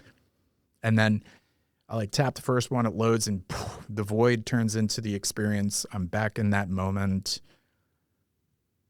But from omnipresence. Yeah. Outside my body experience, I see me, I see the person, I see the car, I see the accident, I see, you can pause, fast forward, rewind, slow motion, go around 360, zoom in. And I'm like, cool. I keep like doing it, rewinding and fast forward and like trying to like figure this shit out. And then I'm like, oh, maybe it's not me. Maybe it's this other person. You know, just like zoom in and listen. Like, and then I hear this guy say the thing that I didn't hear in the moment. And then all of a sudden I'm like, oh, the story I told myself is bullshit. That wasn't what it meant. And then boom, disappears. And there's like, I'm like, where's the guy that came to me, that talked to me in my voice? I'm like trying to ask him, like, how do I close this loop? And like, what are the things? No, you gotta figure it out yourself. And then the loop closes. And so I went through that list and then all of a sudden the white infinite void turned black. Darkness. And then the same guy came at me, but now he was in a physical manifested form. Still had my voice, but the asshole version, the liar, the cheater, right? The shortcut taker, the rule breaker. Yeah. Almost like a complete stranger, but not. Like a complete stranger, but not. Yeah. And I was like, I knew that's the shadow me. Because he even looked like me, but he was more jacked, right? Mm. And then he just started, no words, nothing, just started attacking. Coming at me, punches, push, like all kinds of stuff. He cuts me in the arm. I got a scar from an abscess that later didn't even realize until it was there and it happened. Yeah, stabbed me in the stomach, like all this stuff, right? Breaks my leg at the knee. Mind you, at the time, I don't even know what the fuck's going on. This is like me in a dream from when I laid my head on the seat before I woke up on life support. Dude. Yeah. So I'm fighting for my life, right? This is as real as a fucking dream can get. It's vivid. It's visceral. It's kinesthetic. Like everything I'm feeling, I'm seeing, I'm sensing. And so I fight for my life and I finally land the blow. I think I like slit the dude's neck or something. Jesus. Like, I know, it's like intense. pretty graphic. And then body falls and I'm like expecting, this is it. I killed the shadow Dave. Surely I must wake up now. This dream must end. Yeah. And instead of waking up, just like sitting there looking at this bleed out. And then all of a sudden I'm like, okay, he's done. It's good. And then it starts to dissipate into the smoke cloud like thing and then go and just like fucking come into me. And the moment that happened, boom, I wake up. My eyes open up. Wow. And so at the time I had no idea, I didn't understand it. Yeah. Until after. Like, holy fuck, like I had to go through the experience of thinking I needed to kill the shadow me, only to realize that what I really needed to do was submit and embrace. Yeah. Because he is me. And without him, I'm not me. And how many people are walking through life right now avoiding their shadow when they need their shadow to be complete and whole? I got something crazy to bring to you because I did ayahuasca not long after my amazing substance. After my past relationship, you know, I faced a lot of things. I did like a hero mushroom trip by myself. I went to the woods. I know a spot, and I just did a bunch by myself. And I typically advise to have a buddy. I'm a big proponent of that. But when I did ayahuasca, I had this conversation with somebody at the end, and we were talking about the shadows and stuff like that. Yeah. And so I think this almost like translates to your life, given that experience. He said, show your shadows compassion. So it's like understanding like that shadows are a part of you, but looking at it from a compassionate sense of like, hey, this is who I was. This is the experiences that made him who he was. Right. And, you know, you can then reflect on like, you know, traumas and generational conditions and all this stuff. And you can look at him from a different angle and be like, man, like show him compassion as he's with you. Does that make sense? Oh, it totally makes sense. Yeah. So it's part of the, after all of this, I'm trying to figure it all out. Mm-hmm. I had a lot of time laying in hospital beds. I mean, after the amputation, it wasn't until months later I even got my first socket where I could like get out of a wheelchair and try and start to learn how to walk. Yeah. So there's a lot of time for internal work. Yeah. A lot of mind deep dives, reflections, piecing things together. And in that time, I essentially took everything I learned and I put it into an architecture called the integrated man. Because it was like, if I can overcome mentally and figure this shit out and like rewrite my own identity, then surely others can, but they don't need to go through this insane adversity and trauma and like end of life to do it. Yeah. If I can gift it to them, right? So what you're talking about with the shadow and like learning the lessons and having compassion for who that guy was, is a huge part of that program. It's called The Mirror. Cool. Yeah. Pretty wild. It was one of the recent IG posts I put out on that series. I wish I could see The it. Integrated Man. Yeah. Yeah. That's sick, man. Yeah. I'm going to make a dummy burner IG account and give you a login so you can like look. Okay, deal. Or I'll just send you the PDFs. But yeah, I mean, that's a huge part of it. It's like to embrace the shadow is to realize that that guy did what he needed to do and acted the way that he needed to, not so you could feel shame, guilt, and all the stuff that's the negative from it, but that so you could sit in it and be honest with yourself and then learn the lesson. 100%. Because without those actions, you wouldn't have those feelings and the vulnerability to then lean into and learn what you needed to learn from it. And when you try and kill the shadow, you deny yourself all of that, and then you repeat the same cycles. Damn. 100%. Yeah. What part of the man you tried to kill are you now most grateful survived? That is a good question. What part?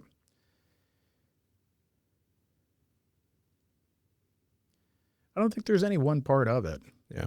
I think it's all of it. Yeah. Like the ability that I had before to handle so many things and keep it internal and not ask for help. Mm-hmm. I'm grateful for that. Yeah. Because it gave me the ability to multitask and to build. But at the time, I did it in an unhealthy way. Yeah. Because I drove myself to so much stress, I destroyed my own body probably. Yeah. But I'm grateful for now the lesson in it and knowing that I can ask for help and then I can delegate. So the skill set is there, but now it looks different. For sure. Right. So that's like one example, but I would say I'm grateful for all of it, because to pick just one would kind of be Injustice. I wouldn't do justice Yeah. to embracing that Shadow Dave. For sure. What belief did almost dying permanently change for you? The belief I think that everybody has, it's like the biggest lie that we as humans believe, that we always have more time. Mm. Like even in Christianity and in religion, you think eternal life, right? I mean, Christianity, the biggest thing is the gift of Holy Spirit and like having eternal life, right? Got something to say on this. But in my experience in reality, I don't know if that's necessarily true immediately, because of the concept of time becoming irrelevant when you enter this end of life journey. Yeah. Or the fray, the in-between. Yeah. Right.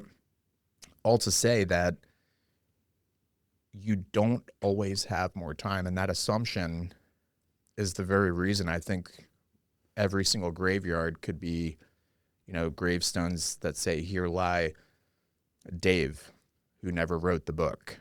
Mm. Here lies John, who never told her he loved her. Here lies Sally, that never filmed the video, right?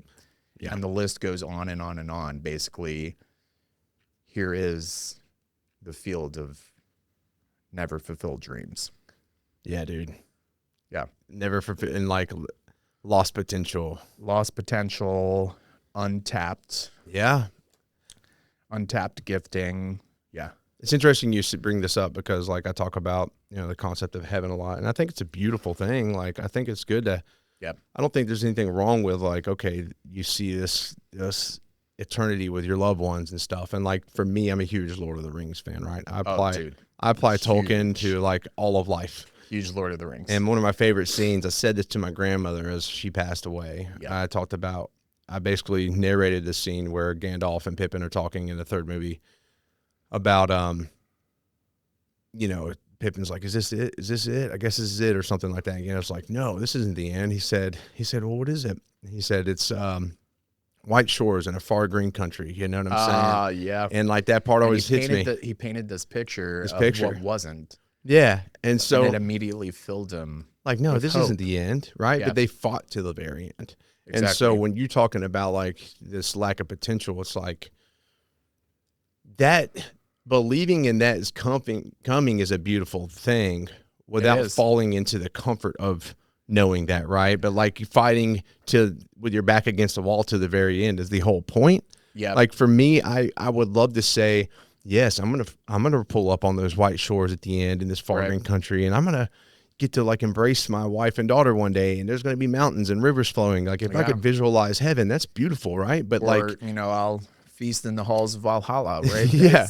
It's all the same thing without the belief that there is something to come. Yeah. After you pass the fray, the in-between, or when your life terminates, there's no hope. Well, yeah, exactly. Without hope, I mean, what is there? But it's also... So the problem is when we put all of the hope into I'll always have tomorrow, and we let that kind of take over the responsibility of taking advantage of the now. I don't know. You know what I mean? If it's like we have to weigh both. Well, that's what I'm getting at. Necessary and important. And I always think about, so you're like asking about the belief that died. It was always like, I have more time. Yeah. And it's kind of crazy, this perception of time, because, you know, in my story, I lay my head down, I go to sleep, I'm like, cool, someone's going to pick me up. And then I have weird dreams and I wake up how many days later? Yeah. And for me, it was like that.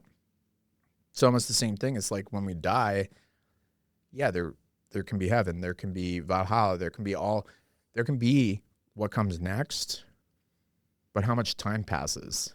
Well, believing and knowing are two different things. You get what I'm saying? Exactly. Like I believe tomorrow is going to be a great day, Do I know tomorrow's going to be great? I then- believe my business is going to succeed. Do I know? No, but I believe in it. Do I believe in this vision of Exactly. when I die?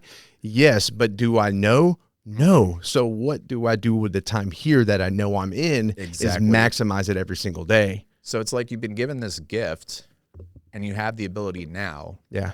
But what I do know is that what you don't do now, you cannot do when you pass. Exactly. So I asked ChatGPT, what's the best question to ask when I die? Yeah.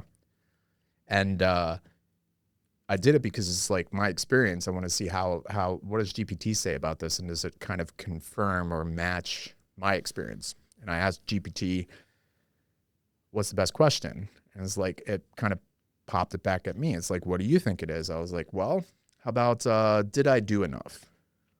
And it's like, that's a dumb question, because it doesn't matter if you did enough, because when your life is over, you can't do anymore. Yeah.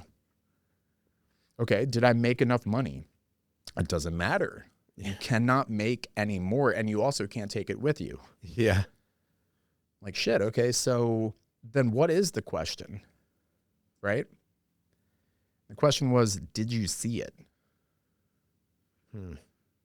Did you see the beauty that was right in front of you? Did you see the magic in the moment? Did you see the majesty in the sunrise? Did you see the love in the relationship? Or were you too worried about what happened yesterday? You know, too burdened with the trauma you're still carrying and the bullshit story from years ago? Or too focused on something that might be that you have no fucking idea about the future? Yeah.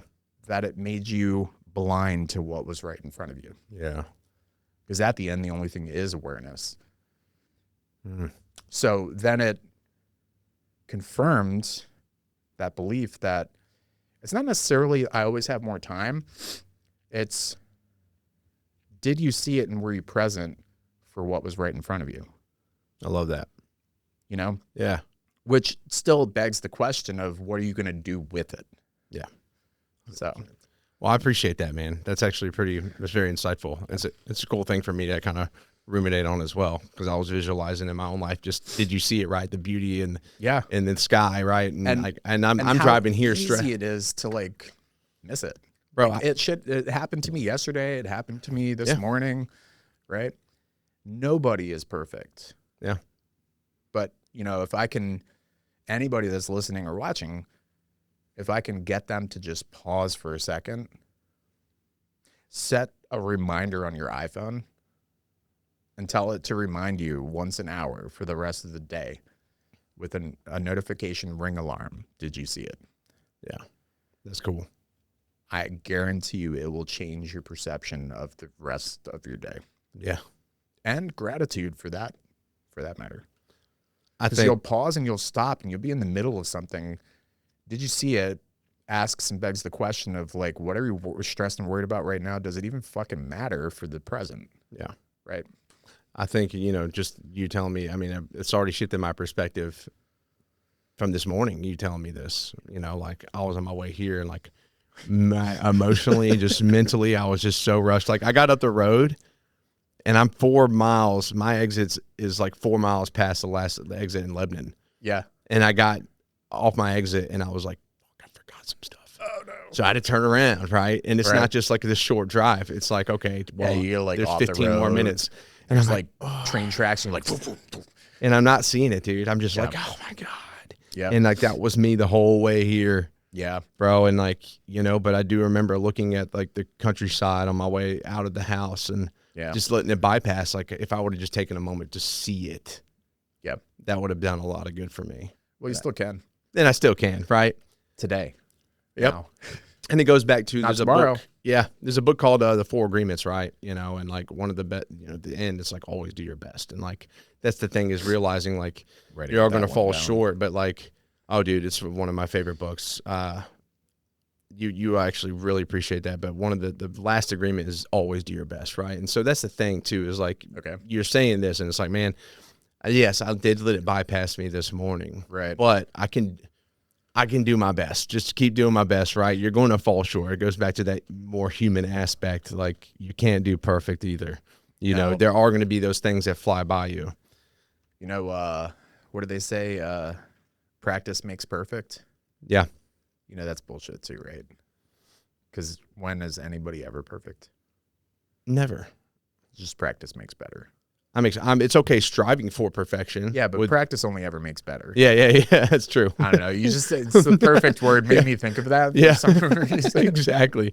Exactly. So I like calling out BS. yeah, That's so fun. yeah. But usually when it's yourself first, right? Mm-hmm. Like best practice I can recommend to anybody is call out your own BS. I call myself out all the time. And BS isn't bullshit. It's belief systems, Yeah. right? Yeah. It's Tony Robbins. That's not me, but so I Thanks, can't Tony. take credit for that. Thanks, Tony. Yeah. I do have a question about Tony Robbins. You brought that up. Well, Fire, bro. you just got me thinking, and I think you would I'd like to hear your perspective. But he said, you know, his goal is to eliminate suffering for men, you know, for humanity, right? Something like that. Peppermint. Yeah. You know, for me, it's like, well, it's a noble thing, but also like, what is your thoughts on that? Because I also see the value in suffering because It's impossible. yeah, What if we were to take humanity out of it and say, my goal is to eliminate suffering for animals? yeah, What would happen to the balance of the ecosystem? be insane. It would collapse. Yeah. So if I eliminated suffering in Yellowstone National Park for certain animals, wolves wouldn't eat. Yeah. I mean, and we can go on and on and on and on and on about how it trickles down into the balance Exactly. of life. Yeah. Somebody somewhere is going to suffer. Yeah. Because you can't give everybody money and everybody can't have everything. And so, but that is, yeah, I don't know. I guess that's that's my easiest answer on it. So yeah. I'm for it though. Like if I could better humanity, if we could collectively improve living standards, like by all fucking means, you know what I mean? Like something as simple as just getting water to places on Earth in Africa and South America and different countries that don't have it. Yeah. It would drastically improve Yeah, for sure. living situation. And I don't know if he was talking about, you know, situations like that, but I think more so like people's minds, right? And like, again, like I don't think you see the value in things in life if you don't suffer through stuff. Like I'm grateful for my suffering. The philosopher, was it Aristotle? It was talking about like the simplicity of cows. I think so. It was something like that where like you beg the question, or you ask the question like, would you rather be Joe, right? Where you are now, with your ability to perceive everything as a human, your higher level of thinking and consciousness. Yeah. And with that comes all of the suffering, the trauma, the pain, the lessons learned. Yes. But then also on the flip side of the coin, all of the gratitude, satisfaction, pleasure that you receive as a human with higher level neocortex and thinking. Yeah. Or would you rather be a cow in the field? Yeah. Because the cow doesn't stress and worry about money. The cow doesn't, you know, it doesn't cry and get all sad and all this stuff. I mean, yes, cows have certain level of emotional ability. Yeah, for sure. Right? But their appreciation on the flip side of the coin for what they have, grass, water, beautiful field, does a cow look up at the sky and this beautiful freaking cotton candy sunset No. and be like, oh my God, So the amazing. majesty of God. Yeah. I'm so grateful. Probably not. Honestly, I don't know the answer, but I would think the cow's appreciation for something like that versus mine as a human is vastly different. Oh yeah. And it's because of our ability to bend the reality in front of us, to change the world, to human inventions, like all of what comes with the advanced level thinking of the neocortex in the human brain. And with that has to come the suffering. So it's the same concept of you cannot be your hero self without embracing your shadow self. Yeah. Right? Yep. And you'll never integrate as a modern masculine man or a human in general, females as well, without embracing your shadow, 110%. without honoring your ego voice. Yeah. You can't kill it. Yeah. It's bullshit. It's bullshit. Well, I appreciate that analogy too. Because, Yeah, man. I mean, that's the truth. Like, I'd much rather be Joe, you know? Yeah. than the Would cow. you rather be Joe or a cow? Don't get me wrong. There's some days I look at the cows over the Trademark. fence. There's a bunch of cows right there next to me. And I'm like, man, it's like a nice little life they got. I feel like everybody has. I Like, can feel appreciate like the simplicity there. Family that has land in Dixon, Tennessee, right? Like 20 acres off a golf course. And a couple years ago, we ended up getting goats. Yeah. And I had these Nubian goats, and I got them this barn. It was like all this. And I used to think, man, it would be so freaking cool to be a goat. And just like, hopped and with floppy ears and stuff. Hell no, man. I'd rather be me. Yeah, exactly, dude. Would you rather be Dave or a goat? Yeah. Trademark. I don't know, man. You got enough money, probably. What does awareness as the currency mean because of your experience? I mean, back to what we were talking about, it's everything. Yeah. Because at the end, this is another thing that I feel like I heard somewhere before all this shit happened, but then the DMT journey and the experience confirmed. Yeah. Your whole life doesn't flash before your eyes. Yeah. It's certain beautiful magic moments. Yeah. But also not just magic moments, it's certain meaningful moments. For sure. And some of them can be tiny and some of them can be grandiose. And the thing is, you don't pick them. Yeah. That's the other crazy part. It's like almost like a random selection, but it's the exact selection that you need because nobody knows you better than the intelligence that's already in you. Yeah. And in my experience, is the smallest of moments to the biggest, but there's only so many. Mm. And that's all you take as currency because it's all that you have that's left. Your body disappears, time and space become irrelevant. And all you take with you to the other end is the experiences that you remember and relive. Yeah. But only the ones that you were present for in the now. Yes. So if that's true, I can be broke ass bum. I mean, I don't want to be because I want quality of life and I'm going to work my ass off to make the best of everything that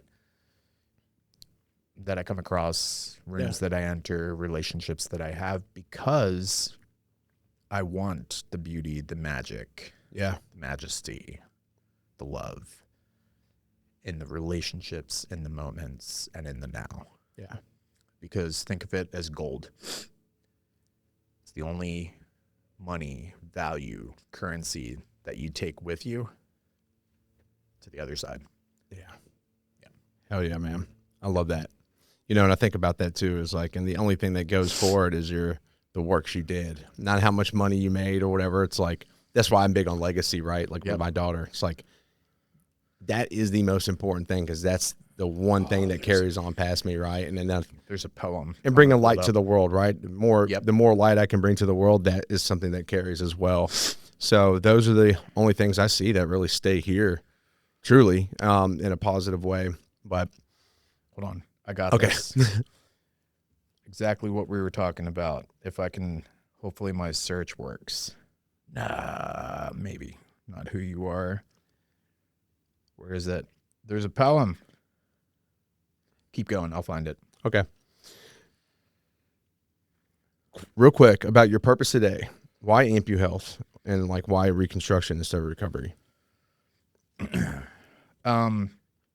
That's a great question. It's kind of a loaded question. It's heavy. It's a lot to answer. The simple of it is because no limits is a lie, first of all. Yeah. I think the recognition all of us as humans have limits is crucial and important. Should I strive to say, no limits, man, the sky's the, like, go for it, like, fuck it, right? Yeah. Yes, absolutely, because if you shoot for the moon and you miss, you still hit, the atmosphere. Yeah. Or however that goes, right? Like you want to shoot further with the goal, but acknowledging what limits you actually have and constraints is important because if you don't inventory your limits, you'll realize that some of the limits that you're placing mentally aren't actually limits. Yeah. Some of them just might be constraints, limited resources, not actually your own capacity. Yeah. But, you know, you cut off a leg and I say I've got no limits and I can do anything physically, not necessarily true. I acknowledge the current constraint and then I figure out how to leverage it. Yeah. So my leg loss isn't a limit, it's my leverage. Yeah. My constraint isn't the fact that I don't have a leg. Yeah. Maybe the constraint is actually a catapult. Yeah. So on and so forth. So I think part of the question you were asking is like, why? So maximizing where you're capable at, right? Like instead of saying like I have no limits, being like, well, my limit ends at my capability. So that's basically where I was getting with it is, okay. You know, you inventory your constraints and you acknowledge your limits. And sometimes your limit is actually your strength.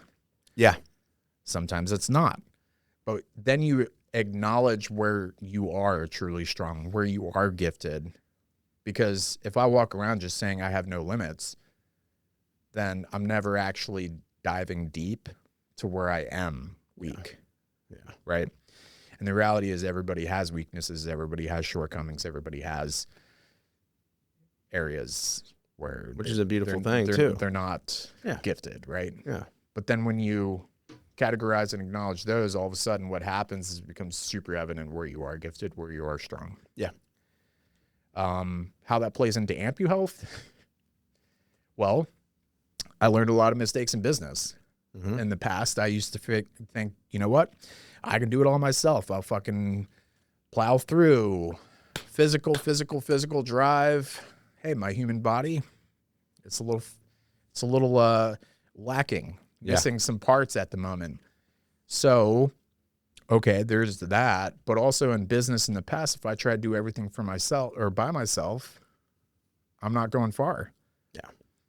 You know, alone I run fast, but together we run far. So I learned in the past mistakes with business. And so I was able to find the right people to bring on to this mission. AmpuHealth basically is birthed out of my own journey, trying to find insurance coverage, basically to get what I need to be able to get back to living the life that I desire at the level I used to.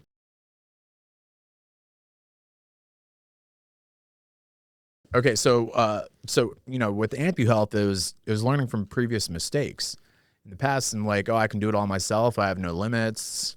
I can start this new business, and I'm an ENTPA, creative entrepreneur, and like Myers-Briggs, business scoring or whatever it is, which basically means I just like I get all these fucking ideas, right, and I'll chalk that up to the innate voice, like God. And greater intelligence is always giving people like downloads, right? And it's whether or not you listen or take action on them. So I get these ideas. In the past, I would just like try and start so many. Yeah. And I'm good at like quick start, leverage resources, pull shit together, but then I'd never follow through. Yeah. So I try and do it all myself. And what happens when you try and do everything yourself? You get overwhelmed sometimes. You run out of time. You can't, your bandwidth. Yeah, your bandwidth's limited, and then it falls. Mm-hmm. And so I did that in the past with Chiropractic mobile app. That's all I'm going to say about, because I might still build it and I don't want to give away the idea. Yeah. But it was a fucking great idea. And I invested money into it and started building it, but I did it all myself. And then I failed with it because I ran out of money. I ran out of time. I ran out of resources. Yeah. And I was like, I'm not doing that with AmpuHealth. Yeah. AmpuHealth was because I'm trying to get insurance to cover a microprocessor knee for me. I'm trying to get insurance to cover getting another socket. Like, this shit's all custom, and the shape of your leg changes after you cut it off, and it shrinks, and then muscle grows. And it's like, if it doesn't fit, I can't walk. Yeah. And insurance doesn't care. They treat it like a one and done deal. They cover one, and then they're like, hey man, we're good. We covered you. And so I'm paying like $1,200 a month for insurance, and I still can't get them to cover it. And then if they do cover it, it's a $2,000 deductible, and then they only cover 25% of a $68,000 microprocessor knee. leaving me with the remainder of the max out of pocket of $9,800 because of like Obama marketplace plans. All to say, that's bullshit. Yeah. Right? Why is it cool that I didn't choose to have this happen to me, right? I mean, like I did choose amputation over plastic surgery, but still, how is that any different than you tear your ACL, MCL, shred your knee in sports, and then insurance is like, yeah, we'll cover the $92,000 knee surgery. Yeah. So they will cover basics, but then if I want a blade running foot, I want to go to the beach and get a water submersible leg, all that kind of stuff people don't think about. They call them luxury items. Yeah. And not necessary.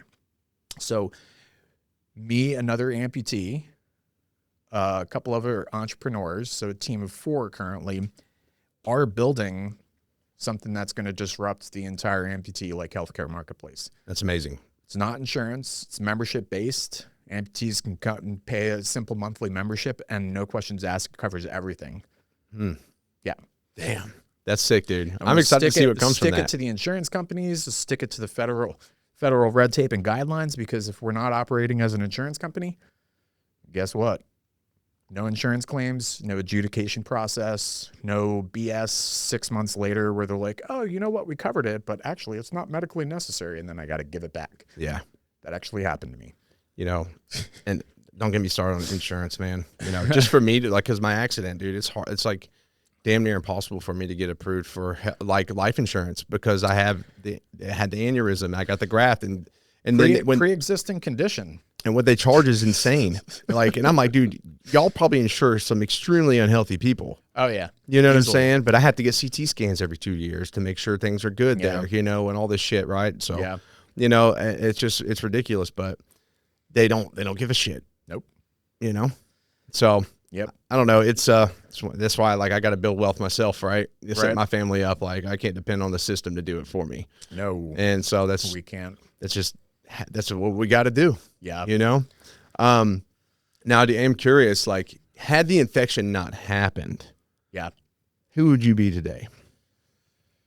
I wouldn't recognize him. I would have probably been the same guy. Yeah.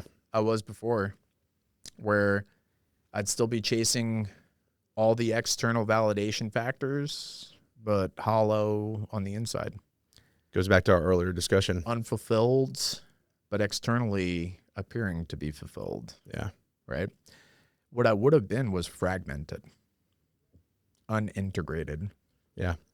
And a perfect example of so many men currently that are walking around with what could be considered toxic masculinity, not put together, lost, hollow on the inside, or feeling like I've got my masculinity, my body, my physique, et cetera, but still knowing that I'm not living to who I really know I should be. Yeah. And it sucks that for some of us, and for many, it takes so much adversity, so much loss to finally wake one up. Yeah, 100%. Right? And it goes back to the thing we were talking about before, like if I could go back and change it, would I? Yeah. Knowing what I know now and being who I am currently, I wouldn't. Yeah. Thanks for that, man. Yeah. You know, when people hear your story, they may focus on the leg, right? Yeah. What is your hope that they'd notice instead, like their focus?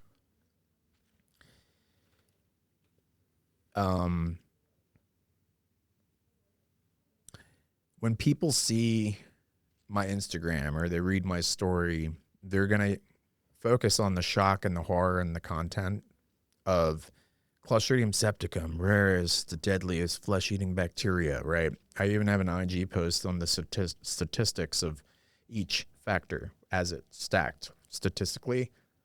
Where did that put me with chance of survival? Yeah. Right? So the glory and the shock and the awe is all going to be in like the numbers and the statistical and the gore and blood of flesh-eating bacteria and all that stuff, right? Yeah. And they think, man, what a survivor. that's not what all this is about. Yeah. When people leave from hearing my story, my experience, I want them to think about something simple. Yeah. Stairs. You know what the hardest part about all of this was? It wasn't losing my leg. It wasn't learning how to walk again. It wasn't recalibrating and balancing. It wasn't rewiring brain muscles, neurology with like how I sit or how like I have to move my body, all that kind of stuff. It was stairs. And for so many of us, it's like going up and down stairs we don't think about. Yeah. Right? So many men who are fathers, they have their daughter, their son, their kids. Being present to be able to do their bedtime, Yeah. take for granted, right? Yeah. So I get home, and the hardest challenge for me is stairs. I can't walk upstairs. So for the first couple of weeks, the first couple of months, I had to sit at the bottom of the stairs and look up at the top of the stairs at my daughter up there. She's saying, "Is Daddy coming up tonight?" And I hear my wife say, "No, Daddy needs to heal still." Mhm. You know?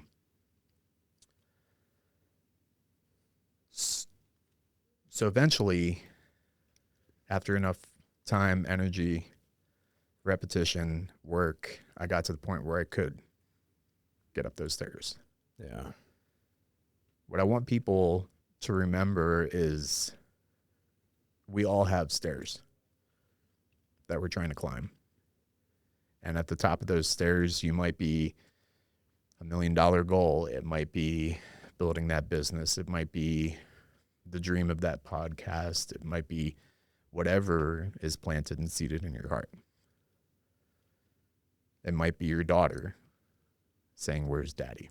Yeah. Don't quit on yourself. Take the next step. Be in the now. Climb those stairs. Get up those fucking stairs, dude. Yeah, man. Thank you for that. And I did. That's beautiful. Yeah. That was like, I mean, that's that right there. It's amazing. Thank you Thanks, for that. man. Yeah, for sure. You know, and I can see it's making you emotional, and like, it's a good thing. Yeah. It's a good thing. It's a beautiful perspective, man. People don't think about the simplest stuff, how much we do take them for granted. I mean, no comparison, but when I had my accident, I remember being in rehab. You know, it was after several weeks, and we had to practice getting me like out of the bed, you know, how to get on a board and scoot over. I couldn't put weight on my feet for 3 months, right? Right. And I got to the shower one day and I started to pass out. So they had to hurry me back to the bed and do all this shit, right? And I was like so upset. I was so defeated because I just wanted a fucking shower. And the next day I got in that shower and I just like felt the water running over me and I just started sobbing. Yeah, I And remember. I was like, dude, Similar thing. this is the best shower I've ever fucking had. Yeah. You know? And it's just like those little things that you don't realize are so monumental, right? And then some people get in such a depression that they don't even want to take a shower. And I've been there even recently. Like I will shower, Right. some hygienic, but I just like there's been some times where I'm just like, dude, I don't even feel like showering, bro. Yeah. Like the simplest things feel like mountains. Yep. But then I go back to those moments and I'm Yeah. like, damn, let's get that fucking shower, you know?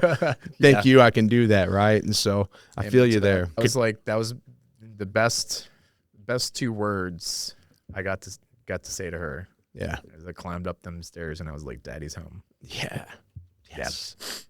Yeah, facing your shower isn't as cool as like getting up the stairs. So I'll No, it is like a similar thing. Like I laid in the hospital bed for like what a freaking month and a half or whatever, and hadn't showered. It's like, oh my God. Like a month and a half, and then it was like I still remember that first time getting in a damn shower, Yeah, and I it's was insane. like, "Oh my God, the hot water!" I did the same. What a thing. feeling. Just like emotional overwhelm, just like fucking let it out. Yeah. Yeah. What do you hope your kids learn without having to suffer the way you did? Man, that's a hard question. Yeah.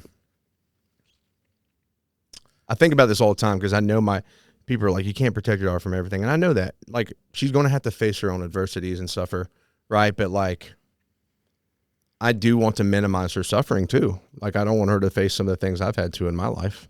Like, and I think a good parent would want that, you know? Yes. You know what I'm going to do? I'm going to pull up something I actually wrote for them recently, because I feel like that would do it justice. Okay. So one day for my daughter, what I would tell her is, you were born fluent in something the world is still learning to hear. Do not ever let them talk you out of it. One day, someone will tell you that you're too deep, you're too aware, too tuned in to what no one else will name. Keep all of it. It's not too much. That is the frequency that your daddy spent a lifetime learning to read. And when you were born, you already arrived with it. Mm. Yeah. When the world gets loud, go quiet and listen for what answers first. Trust it, because you were born fluent in it. It has never once been wrong about who you are. So for her, I would remind her that she was born so fluent with that innate voice. Mm. For my son, you were already born with the fire, bro. And he fucking was. It's the engine in you, never the enemy. Trust it to move you, but never let it take the wheel. Your father did. I'll let the ego voice run the show. You were not born unbreakable, and I'd want him to know and remember that from my own lesson. You were born to choose what rises after the break, and that strength is already in you. Yeah. Hell yeah, man. Well said. Well said, dude. I mean, I had nothing to follow on with that. But, you know, it answers my question like spot on. So thank you for sharing those. Well, thanks for letting me read it. Yeah, man, of course, dude. That's I beautiful. was like, I didn't have that shit memorized. Yeah, I mean, But it took me a while to write. yeah. No, and it's meaningful, man. That's some powerful shit. So thank you. Thank you again. The last question I want to ask before I dive into quick fire questions and my final question. Yeah. If someone feels like their identity is collapsing today, what would you want them to know? What I want them to know is that your identity is yours. Yeah. So if you feel like your identity is collapsing, good. Yeah. Lean fucking into that. Right? Because often when we feel like our identity is collapsing, it's because there's fragmentation inside and it doesn't align with who you really are. Yeah. And I say that wholeheartedly and from experience. When you're sitting in an identity that is written exactly as and manifested from who you truly fucking are, Yeah. your identity will never collapse and you will never question it. Mm. So someone who feels like their identity is breaking and collapsing right now, bro, like, fuck yeah. Yeah. That is a good sign. That means that you're starting to wake up. You're transforming. You're transforming. Your identity was written by default by your environment when you were younger, out of survival. It's not who you are. Yeah. DM me. I'll help you with it. It's like, hit them up, guys. No, yeah, the identity collapse is a positive thing for sure. it absolutely is. Yeah. And that's the dichotomy of self-help and all this stuff right now is most would teach that if your identity is collapsing right now, man, that's bad. Like there's something wrong. Yeah. No, it's actually the opposite. It's good. Yeah. You're becoming who you're supposed to be. Exactly. Yeah, for sure. It's like a The first step. unraveling is the awakening. Yeah. All right. So I've got some rapid fire questions. Go. So short answers. All right. All right. One word. What is one belief you've completely changed your mind about? That I'm unbreakable. What's something people admire about you that you care the least about? That I'm smooth. What part of your life today brings you the most peace? Ooh. What part brings me the most peace? Yeah. That I care zero about anybody else's opinion or validation. Complete this sentence. I feel most like myself when. Ooh, I feel most like myself. You know what? When I tap into my alter ego, D prime. D prime. Yeah. Yes, sir. I love that.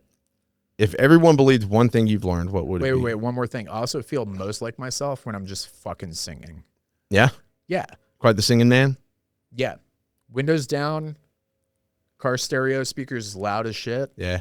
melodic bass EDM, just like singing my favorite tune. There you go. I feel most like myself. Sunglasses on, like, I don't care.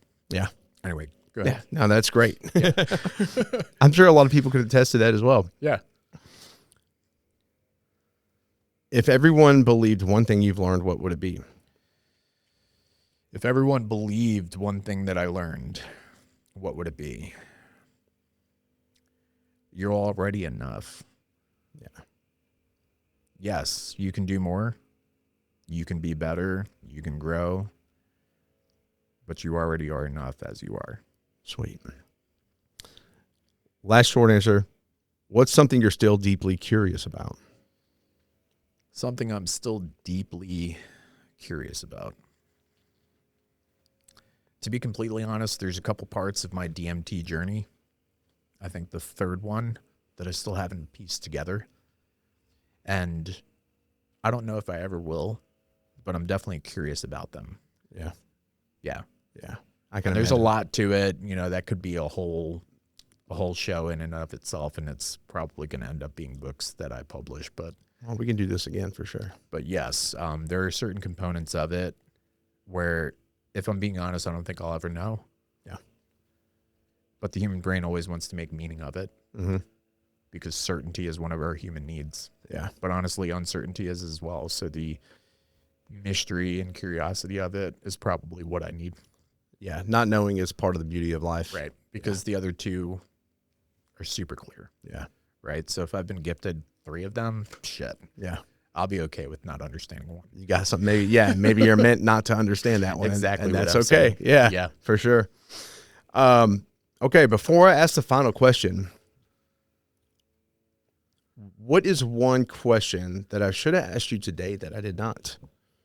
One question that you should have asked that you didn't.